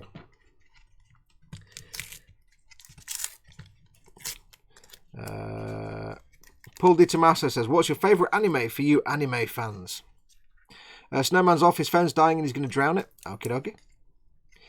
Yeah, what's your favourite anime for all you anime fans? I've given it like a Fred from Scooby-Doo bandana around its neck now, haven't I, basically? Idiot. Favourite anime? I'm not a big anime watcher, so I haven't watched a lot, but I did love, absolutely adored, Gundam Bill Fighters. It was fantastic. I thought Gundam Bill Fighters was brilliant. Or do you mean series, or do you mean movie type one-off things? Yeah, there's that big seam line there. Unless something goes over the top of that, which it might do actually. Unless something goes over the top of that to cover it up, I'm going to have to fill that with something. There's still a seam line down the middle here, but I can sand that away. That'll go away when I sand it. But yeah, that's going to need filling with sprue goo, or hopefully something covers it up. We'll find out later when we do the chest armour. Well, there is a big seam line right down the middle of the chest armour as well. Oh well, never mind. That creator says, alright, good night guys, see you in the next stream. I don't know, he comes in, takes all the stickers and then goes. Thanks dude, good night mate. Thanks for coming in, taking all the stickers. One Punch Man and Dragon Ball at the moment, says Earl D, for him. Fist of the North Star, says Vasily. I live by Barry Island, so sort of have the Gavin and Stacey accent probably. I've been to Barry Island. Wait, is that St. David's Way, or is that the other end? I can't remember now, Barry Island.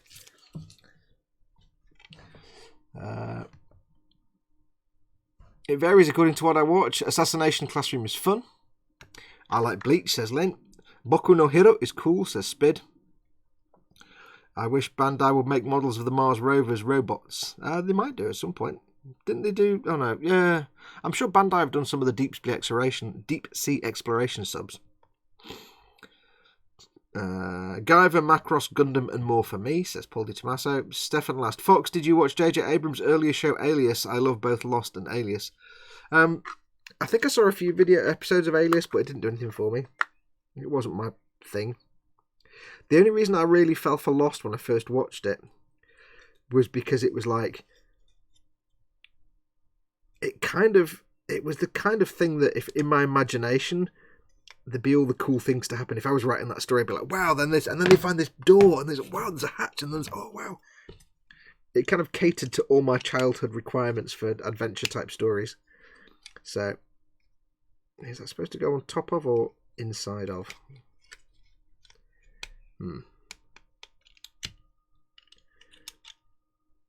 I think that goes on top of, doesn't it? Wow, that just jams in place, no problem. Jam it in place. There you go. This is richtig. Yeah, I saw a couple of episodes of Alias. I vaguely remember watching a couple of episodes of Alias, but it was of no interest. It was not of any interest to me at all. It wasn't my kind of thing. Is that the one where there was like a female spy called like Charlie or Bob or something? This is some male name for a female spy or something like that. I can't remember. It was not anything that was of any interest to me at the time, I don't think. Or am I misremembering that? In which case, I don't know. I seem to remember watching a couple of them. Something with a female spy that had a male name. Gideon or Godfrey or something, or Gilbert or something like that. Okay, I'm going to squish this together for a little bit because it needs a little bit of squishy. There's a lot of gaps. I would be honest, there's a lot of gaps in this. The fit is not the best in the world. There are some gaps in here between the scales. But I'm hoping that once that gets painted, you probably wouldn't notice. I think there's going to be a saddle on top of this bit anyway. So what I might have to do is a bit more gluey, a bit more tapey, I think, to force this one to lock into place. Because there are some significant gaps between the sides, but I think, like I said, that's where the saddle's going to go. I don't think it'll be that noticeable. Just jam this down.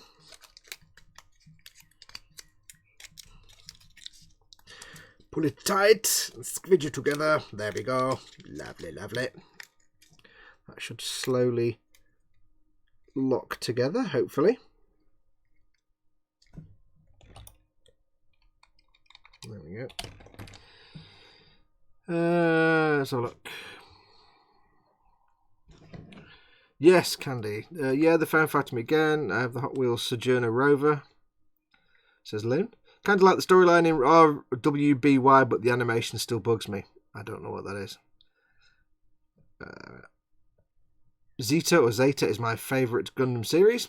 Speaking of Zeta or Zeta, the better Order the Hazel, says LD. I wonder when Bandai will release the HD Penelope that was shown at Shizuoka. Ooh, don't know. I've not seen anything from that yet. I'd buy a Bandai space shuttle in a minute, says Candy going for Mongo. Don't get Dad excited, he loves his space shuttles. Gina Davis was Charlie the Spy in The Long Kiss Goodnight. Charlie, that was it, wasn't it? Her name was Sydney, that's it. Sydney Bristow, played by Jennifer Garner. Sydney, I knew it was some male name. So clearly I have watched it. But yeah, I think I watched 1 or 2 episodes and I was like, yeah, bored. It was not anything that interests me. I think the thing that made me interested in Lost was just the mystery. Like, you know, finding the hatch and then what's the smoke monster and then, and the intrigue and it was the characters. It was an ensemble cast. I'm a sucker for any kind of ensemble cast where you get a bunch of characters rather than just 2 or 3 characters. I'm a total sucker for that. Right, now I've got this big seam line down here, down the tail. Not that you would ever really see it, but I don't know what I'm going to do with that. Because it's going to stand up like that. You're not really going to see that part of it, and it could sort of fit in with being part of the flesh, but I don't want to sand it down completely, because if I sand it away, it's going to remove the skin texture. I'll have to think on that for a while. Think on this, I will. Lynn Dipple says, gotta go. Bye, my friends, till I get back from Hawaii next Sunday. Take care. Thanks for coming in, Lynn. Have a good time in Hawaii. Jealous. Hope you get all the nice weather and stuff. Have fun. Nice bit of Hawaiian sunshine. Hawaii. Right, so can we do anything else while we're waiting for that to set? Let's see what the next step would be. I'm thinking about, all I can think about right now is what I'm for dinner, and I don't know yet. Next we have part number 8, which is this one. Looks like some kind of like flathead horseshoe crab type thing, doesn't it? I'm going to keep the tape to one side because I get the feeling I'm going to need some more tape on this one to hold it all together. Now, of course, the problem with this puppy doing this thing is it's Age of Sigmar, and Age of Sigmar is all gold and shiny and clean. I don't see a lot of potential for weathering on this, other than some dust effects on perhaps the feet. I don't get the impression that Age of Sigmar stuff is battered and beaten and weathered. It's always shiny and clean, so yes. Quick question to folks in chat. Going to Newquay in Wales on holidays in a few weeks. Any good model shops in Newquay in Wales? I have no idea. No idea. I love the idea that you go on holiday and the first thing you think about is model shops.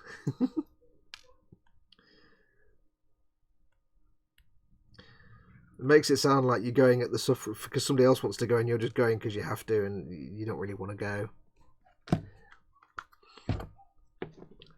Right, this is going to need some filing and sanding because it's a bit fiddly. Some of these nubs they're kind of not placed brilliantly. like a nub in the middle of a leather strap that is slightly concave. It's not the worst, but it's kind of annoying. It's hard to get to trim it.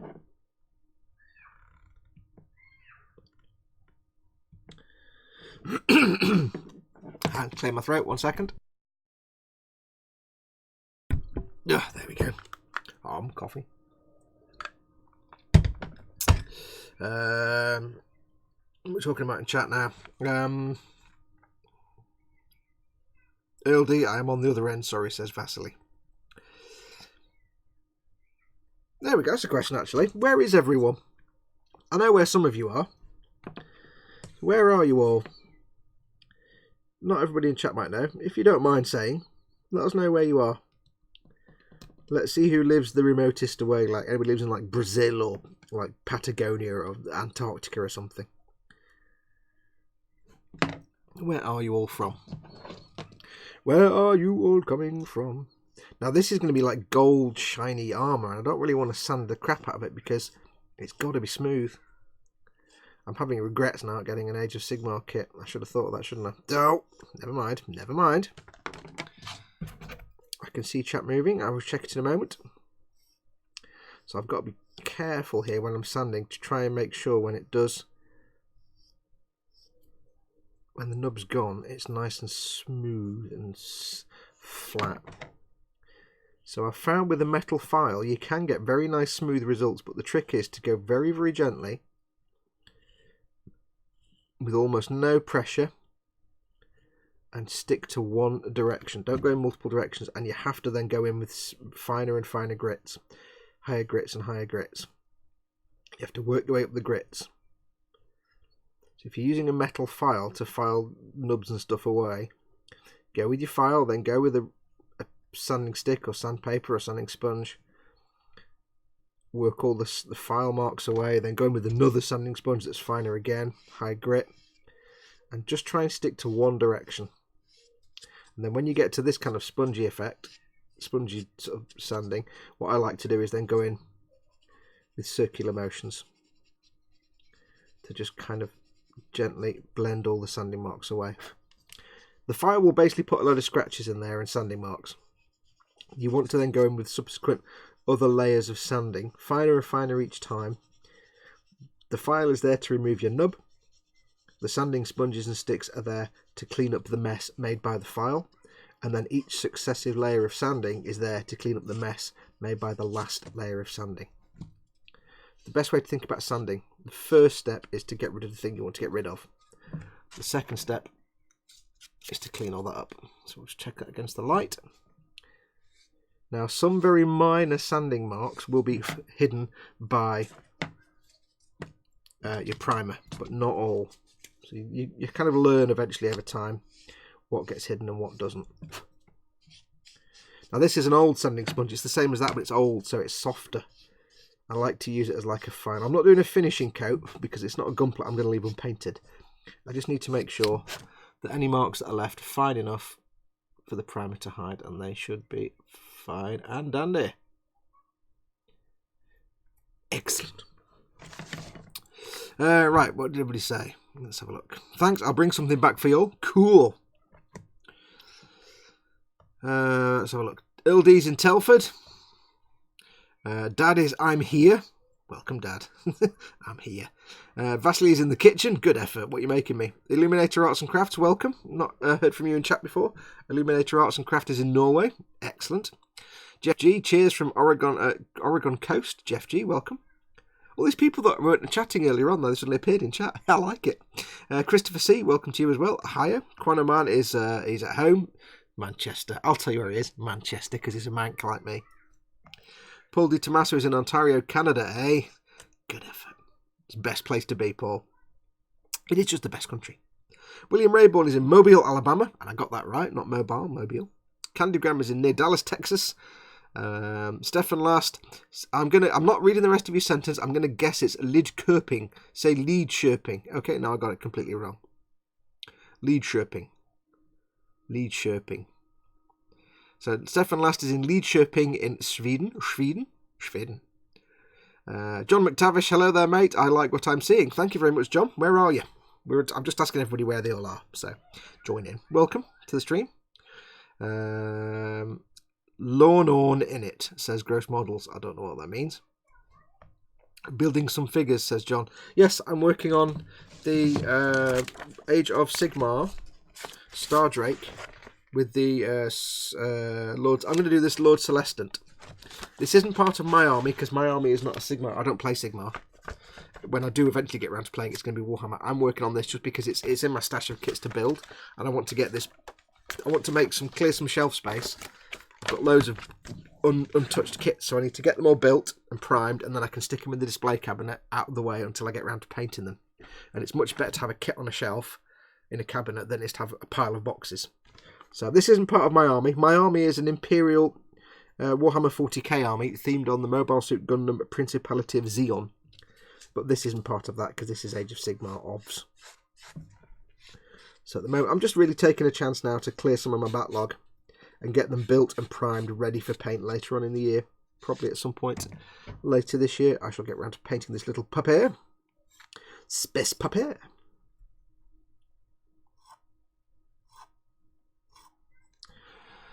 Let's have a look. Stefan Lass says perfect. Lidköping. How does Lidköping KO with it? Because I know that O is like a sound, isn't it? So how does that? I don't understand. You crazy Swedes, you make no sense to me whatsoever. You with your silly, strange pronunciations of K's and your really bad surstrumming fish. Oh dear. I don't know. A windy rock in the North Atlantic, says Scott Sutherland. Scott Sutherland comes from well, I said Canada was the best place to be. There's two places that are the best place to be. One is Orkney and one is Canada. Canada because Canada, and Orkney because puffins. Illuminator Arts and Craft says, oh damn. Tomahawk Jam is in Denver, Colorado. Let's have a look. Mickle Pickle, tip of the S, tip of the sip. What?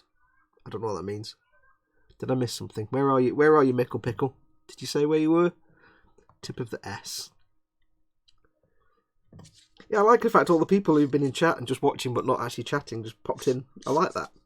Welcome, guy. You should chat more often. Chat's open to everybody. I like it when people join the chat.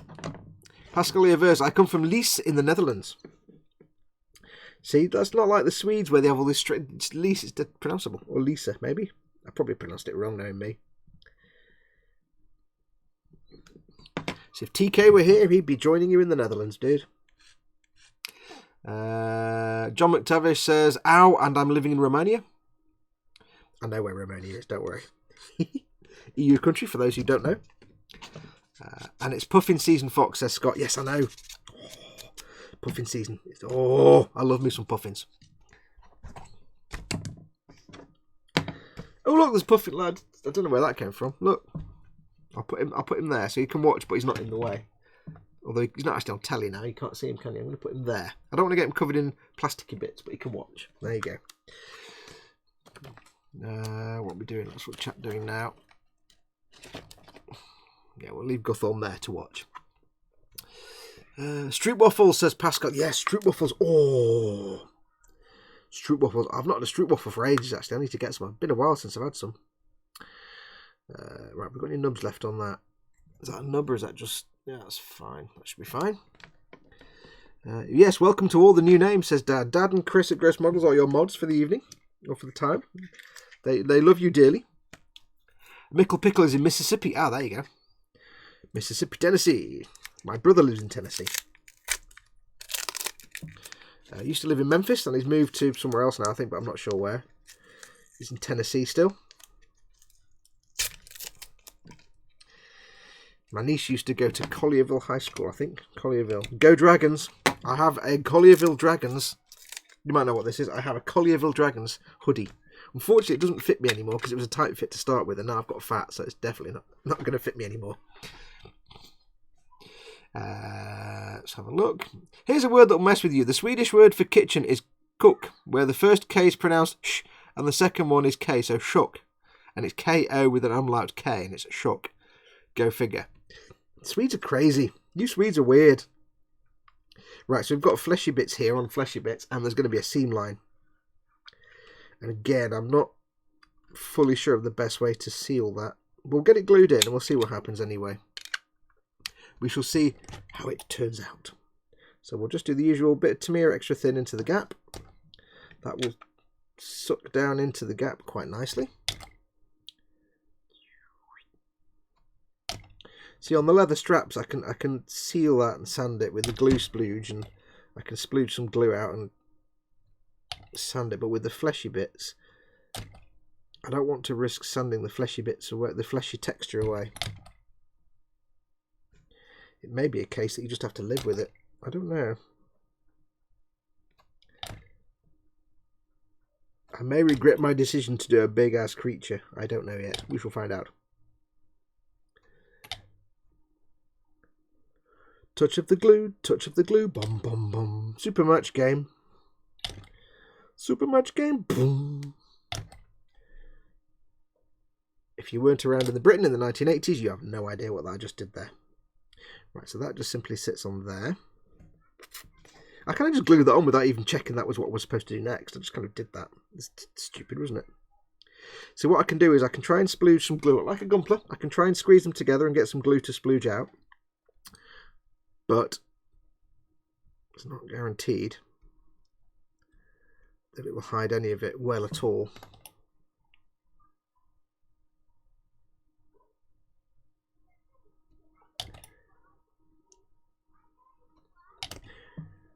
Does anyone actually seriously eat surstrumming and enjoy it? How does that even... No, don't send me any. It's not going to happen. But does anybody actually really seriously enjoy eating that stuff? Let's have a look. I shall get some tape on this, and then we shall check the chat again. Diddly bomb, diddly bomb, diddly bomb. Yes, I'm finding this quite challenging to... Although, I say I don't know what's to come yet. There could be things that cover up all these little seam lines quite nicely, and I could be just proning about nothing. But we shall see. Right. Nim Cinderin is in Western New York. New York! At some older age, gonna get the Scottish accent by moving to Scotland, says John McTavish.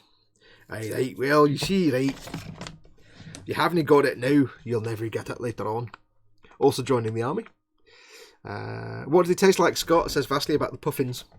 Oh, don't you talk about puffins like that. Oh, you'll make... Don't listen, Guthorn. Illuminator Arts and Crafts says, I've been here before, just changed my YouTube name from Multidemon123 to Illuminator Arts and Craft to fit more with other pages and stuff. Oh yeah, I recognise Multidemon123. So yes, you have been here before. 20 minutes from Collierville, says Mickle Pickle. Yes, I've got a Go Dragons, Collierville Dragons red hoodie. It's really nice. It's a tube hoodie, but it's just a bit too small for me. It was a bit too small when I got it. I'll have to get my brother to send me a bigger one. It's just mint. Stefan Lass says, Schau du leer dem Schwensk. I probably mispronounced that horribly there. I'll have the checkbook and pen, please, says Dad. Checkbook and pen, checkbook and pen, checkbook and pen, checkbook and pen. Nobody gets that, apart from Dad, Chris.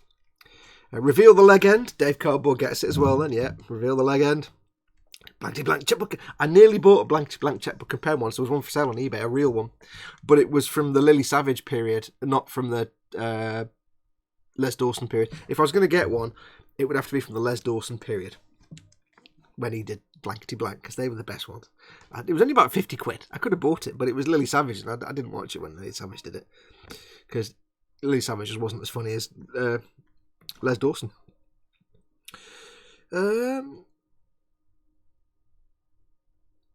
There are people who do like it, yes. I'm actually half English, says Stefan Last. Wogan says gross models, yes. How do people...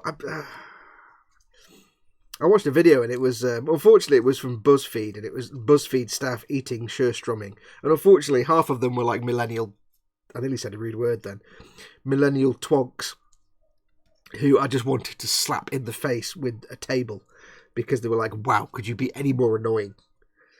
They were all weird and like had millennial hair and stupid like LA style nonsense glasses, and they had weird hair, and they scared me. And I was like, but they were like, yeah. And I've seen other people try to eat it. I've watched with hilarity as the Giant Bomb team got some once. That was kind of terrifying. Right, 9 and 10. We want the chesty parts. Show me your chesty parts. Diddly bomb, diddly bomb. Oh, hello. Now, I've actually gone ahead here. Follow steps 1 to 15 for all variants. Okay, but... oh no, it is the same chest. I thought they had different chest plates for the 2 different variations, but no, they're exactly the same. Chest plate! Do. So it's 9 and 10. Part number 9 and part number 10.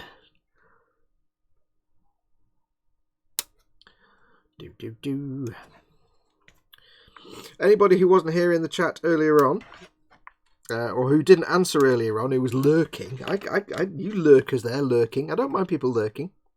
But now you've actually revealed yourselves in the chat. Your Stealth Boy's batteries have run out and you've popped into existence. Or you've stood up, you've got your Chinese stealth armour, but you stood up like a fool and I can see you. What's in your belly and what's on your bench? So what's on your bench, what you're working on, if anything? And in your belly, either what have you had for your dinner or what are you planning for your dinner? You can't watch my stream and not answer. Anybody out there watching who has access to chat but isn't chatting, you don't have to chat. It's not compulsory, but I do have to be told what you're having for your dinner. Mostly because I need to get some ideas for my dinner.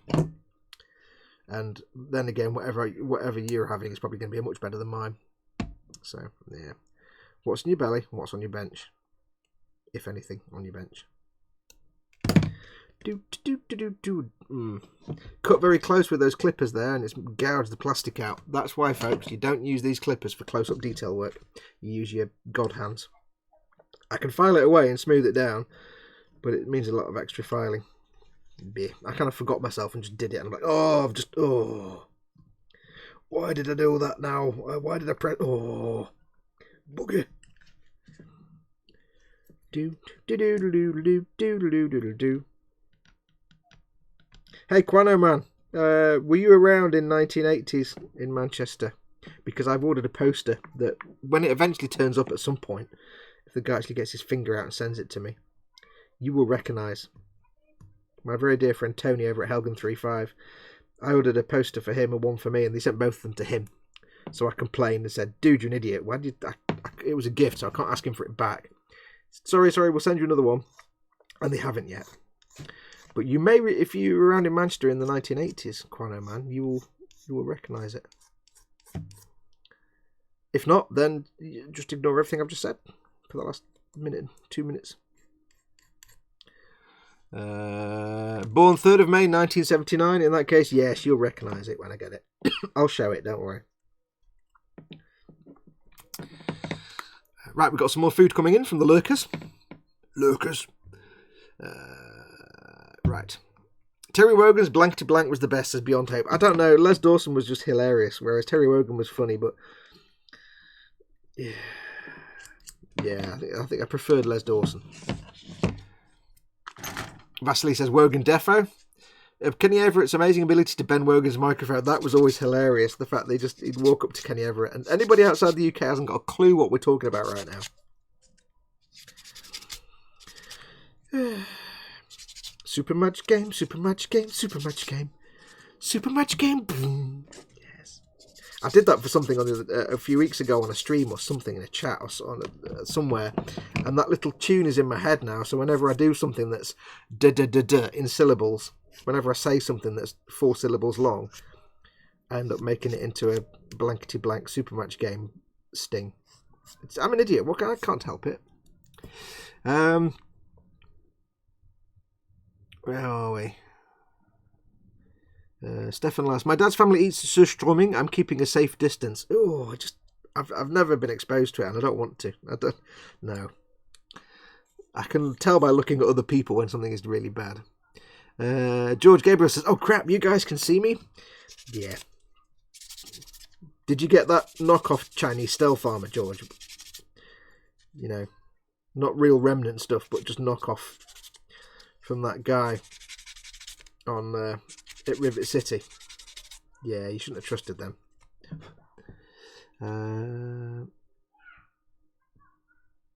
Vasily says, Sir Strumming sounds like a rock band. Ascension Industry says, I'm lurking and I'm done with bag 4 of the Legos. Yes. Beyond Hope didn't speak earlier. There was some football thing on the other side. Christopher C is working on a Meng D9R armoured bulldozer and chicken fingers. I think you might have wanted to put a thing between them there, because it sounds like it's an armoured bulldozer and chicken fingers. I like that. Is that some kind of Israeli Defence Force thing? Armoured bulldozer and chicken fingers. The new Abrams M19A and salad fingers. And chicken fingers. I know what you mean. Speedy Curate had a chicken korma pot noodle earlier, not half bad. Ooh, chicken korma pot noodle, you say? I'm not familiar with this one. This is a new one to me. They brought out new flavours. But the last time I got excited and passionate about a flavour was when they announced the kebab, doner kebab pot noodle. And I had a little tear in my eye, and I decided that the angels had smiled down on me and made such a thing possible. So imagine my despair when I finally got my hands. I even made a comic strip about it when I was drawing Avoid Spikes back in the day. I even did an entire comic strip about doner kebab pot noodles. But that was before I'd had one. And when I got one, it was basically just a Bombay Bad Boy flavour. I was most disappointed, and I turned my back. I looked at Emlyn, the noodle miner, and felt betrayed, and a tear rolled down my cheek, and I turned away, not to eat another pot noodle for many a year, in grief. So, you know,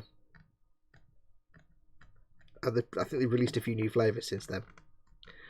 But yeah, I was most disappointed by doner kebab. It was like a dream come true, a doner kebab pot noodle, and it was just a Bombay Bad Boy.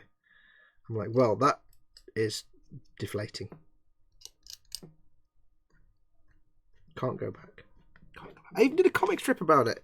I was so excited before I'd had one. I was so excited. It got a whole comic strip. And then it was just rubbish. I don't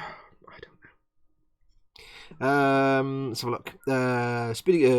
Dave Cardboard, belly, nothing, and I'm trying to keep it that way due to impending trouser fit issues. Oh, dude, I'm having that at the moment. The last sort of 8 to 12 months, I've just suddenly, because I've suddenly like got old. I've always been a skinny bloke all my life, except like the last 18 months, my body's suddenly gone, oh crap, wait, I'm old, I need to put on weight. Yeah. So I'm having to force myself to be like, just have my dinner at dinner time, and that's all you need to eat throughout the day. Maybe, you know, if I'm really, really hungry, absolutely desperate, I might wolf down a little pack of ramen or something, because it's light and it doesn't really sit on me much. Ramen and noodles and things just kind of fade away. But yeah, last summer I had 4 different pairs of shorts. This summer I've got 1 pair of shorts because the others just don't fit anymore. Really? Wow. And the pair that fit me now last summer were actually massive and far too big, and I had to like fold them over under the belt and stuff. And now they just fit me perfectly. I'm like, oh, that's not a good state of affairs. That's not a good state of affairs. Judge Gabriel says, dinner is barbecue ribs, and on the bench is Zaku 2.0 following the plan. Follows the plan. That 2.0 Zaku is supposed to be very, very nice. Is that a bit of kit, or is that a bit of... There's a little thing there, and I can't tell if it's part of the design, if it's like a rivet that goes all... It's a rivet, but it goes down... Oh, I see. They've got... You won't see it on camera, but there's a rivet. There's rivets along here, and they've actually moulded the rivet all the way through, and there's a little hole in that bit, so it links together like that. That's kind of cool. I like that. Speedy Creator says, no idea what I'm eating later. My hunger level divided by how bothered I am to cook equals my decision. Or takeout. Sometimes I'm really hungry, but I really can't be arsed. So then I make a phone call, and within half an hour, a little man appears at the door giving me food. It's brilliant. In exchange, and I give him money in exchange for the goods and services. All I do is type some numbers on a telephone, and a little man turns up. It's amazing. It's amazing. I still got that Scotch tape trapped in my head because of you, says Quano Man. Scotch tape. Still got that Scotch tape trapped in my head. I don't know what that means. Frankie Goes to Hollywood is in. Welcome, Frankie. Guten Abend. I remember Les Dawson being interviewed and saying his funniest moment was 68-year-old lady winning a pumping iron weight set on blankety blank. Yes. Yeah, they're always funny like that. Knock off Chinese armour in Rivet City. Blast, I missed that. Time for a replay, says Candygram. Yeah. It's, what were they called? Was it Flint and Locke, the two guys? No, I'm just making that up. Never mind. I was just hoping, I was waiting to see if somebody got the reference. The chicken corn is very chicken korma flavoured. Most impressed will have more of them. Chow mein is still the bestest. No. No.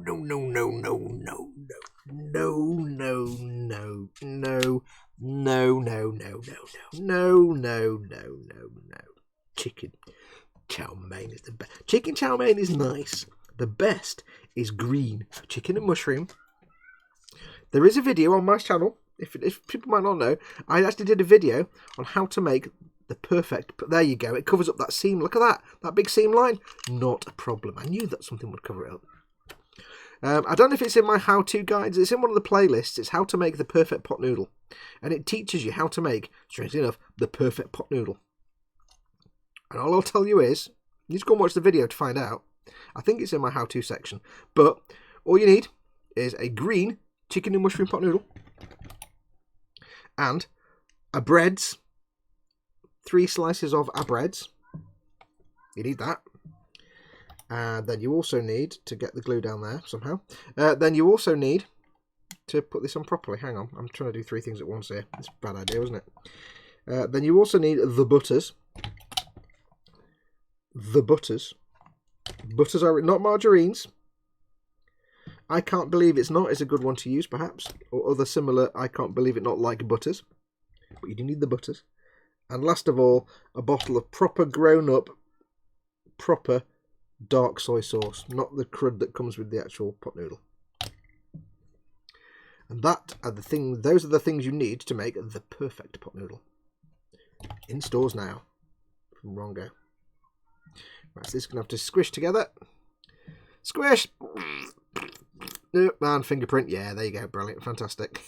Idiot. Squish these together. And what I'll need to do is get a bead of glue coming up because I can sand that back later. So anything where you get this where there's like a crisp edge, but it's like the crisp sort of central edge of some armour plating, you can actually get away with that because you can sand it gently, squish the pieces together to get the bead of glue, sand it gently later, and it will actually hide that. It's not like it's a smooth surface, it's meant to be a crisp edge anyway. That's probably because of all the fudge, says William Rayborn. Yeah, there's a possibility. It could be, yeah, probably. But, you know, you take my life, you can take my family, you can take everything. Don't take my fudge. Honestly, best noodles are shrimp, says Illuminator Arts and Craft. Yeah, we're talking about pot noodles specific. It's I don't know if you know what a pot noodle is, but it's a British brand of ramen noodles, but they're like everything's just vegetable basically. But they're the filthiest, cheapest, nastiest ramen. Imagine like, you know, proper ramen, which is good and healthy. Then you get pot noodles, which are just filth. And in the 1980s, it was the only thing that students could afford to buy to eat. So they're kind of known as student food over here. Because over here in the 80s, ramen, actual proper ramen, like Nissin cup noodle and stuff, just didn't exist over here. So to us in the late 70s, early 80s, it was revolutionary. It was a revolutionary time. Many of us grew up in the 1970s, late 70s, early 80s, with pot noodle as a treat on a Saturday for your Saturday lunch or something like that. It was only later in life I realised I could eat a pot noodle whenever I wanted. You could actually eat them whenever you want, not just on a Saturday lunchtime. My mind was blown. My little dinosaur mind was blown. And so they were known as like filthy student food so much that the advertising campaign, not that many years ago, actually played on the fact that they were filthy.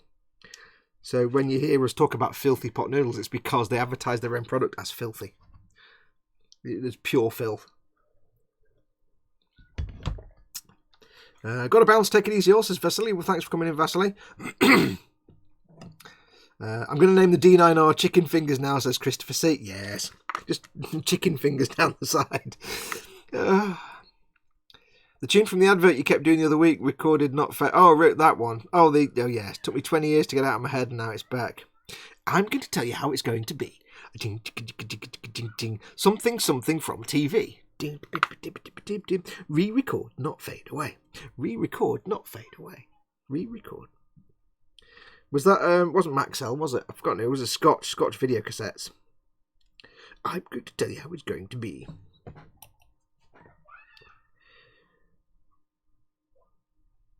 In the days when the only way to record your favourite TV programmes was with an actual VCR cassette. I mean, a VCR and a video cassette.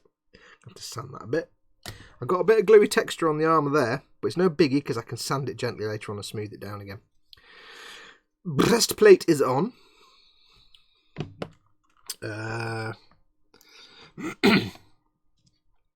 am pretty sure glues have extra sticking powers if you make funny farty sounds, says Quanoman. If you ever watch my videos, you know I'm legally obliged and contractually obliged to make the noises when I do things. Arts and Crafts says, oh yeah, look up pot noodle. There's also a load of adverts they used to do where they used to make out that pot noodles were actually mined from noodle mines in Wales. That's where pot noodles come from. They come from Wales, mines in Wales.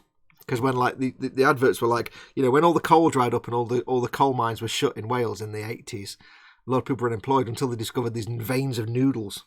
And they got the noodle mines and everybody got back into jobs again. So the ad used to have adverts like saying Emlyn would be proud and things like the miners called Emlyn. And there's Welsh miners who would mine the noodles. I would never take your fudge, says William Rayborn. So I'm just a pup then, says Illuminator, being 24. 24? You're a child. You're a young shaver of a lad. I was never that young. None of us were. We're all old men now. I'm actually twice your age. Literally twice your age. Good God. I'm depressed now. Oh well. Well, with 3 minutes to go now, I'm feeling old and decrepit. I think we'll leave it there. I'll probably carry on building this tonight and get him finished this evening or maybe early tomorrow. And again, I'm just building this so I can get him on my shelf in my display cabinet and get him primed, and then he can sit there till later in the year when I can get round to painting it. And when I do, this will go up for sale, assuming it doesn't get screwed up. It's going to be big though, isn't it? Legs there and a dude on the back. Big nice paint job that. It's dirty and you want it, says Spid. That's the pot noodle advert. It's filthy and dirty and you want it. Currently building my new Hobby Zone model, says Pascal. He's also only 22. Shut up. Ooh, wraparound draw goodness, says Spid. Goodness. And then respells it as goodness. They only have goodness in the United States. A little bit of politics right at the end. Anyway, yes, so I'll probably leave it there. We've only got a couple of minutes to go. Like I say, that's just we'll either carry on with this next weekend.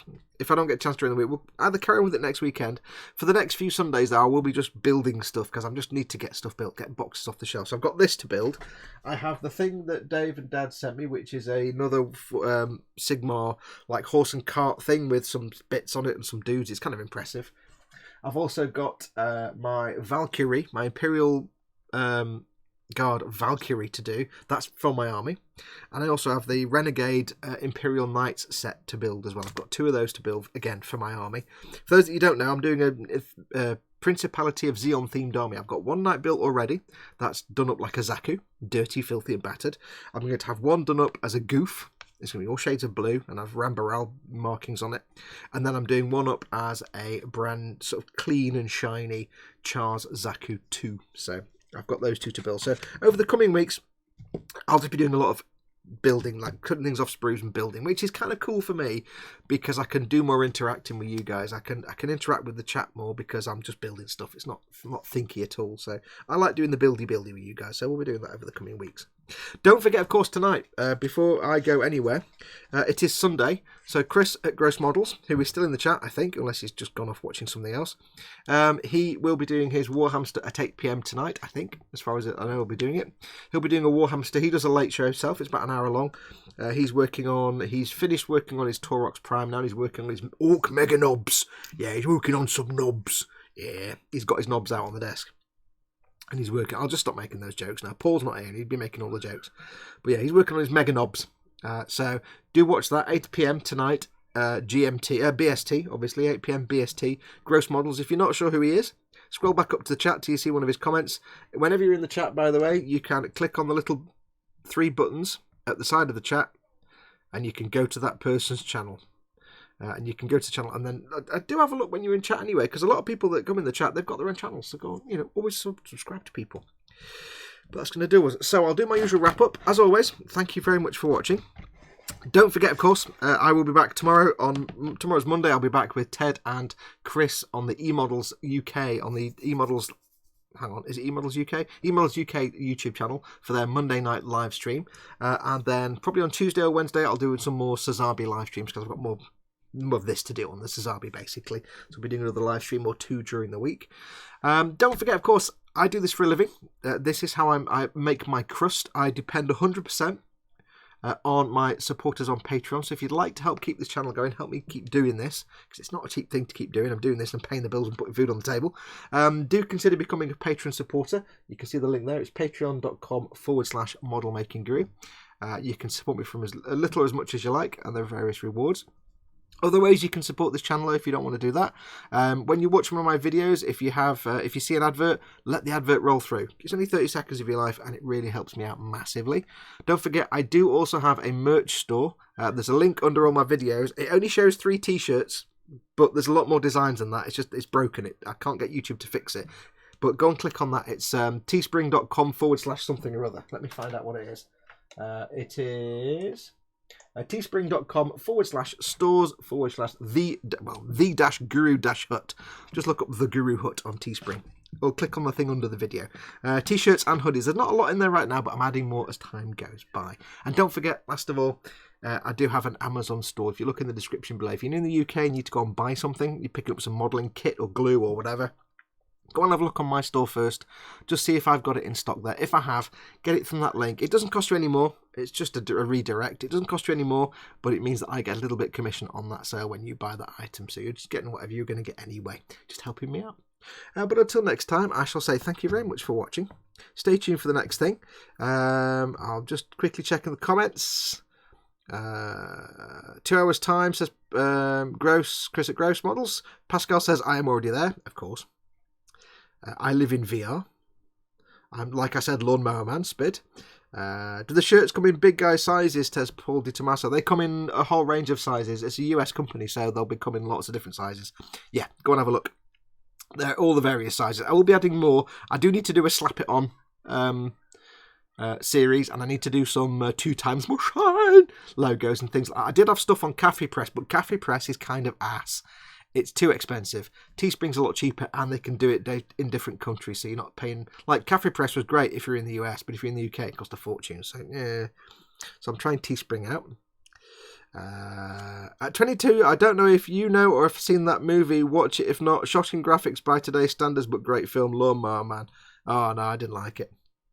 Actually, when I watched Lawnmower Man, something bad in my life happened, and then I can never watch that film again now. Anyway, I'm going off on a tangent. So anyway, yes, it just remains for me to say thank you very much for watching, as always. Go and have your dinner if you've not had it already. I don't know what I'm going to have yet, but I'm sure it'll be probably laziness and I'll get takeout. Take care of yourselves. Go make something awesome. Go be awesome. And until next time, I shall say adios, amoebas. That's the wrong button. God damn it. Hang on. Something's moved. Wait.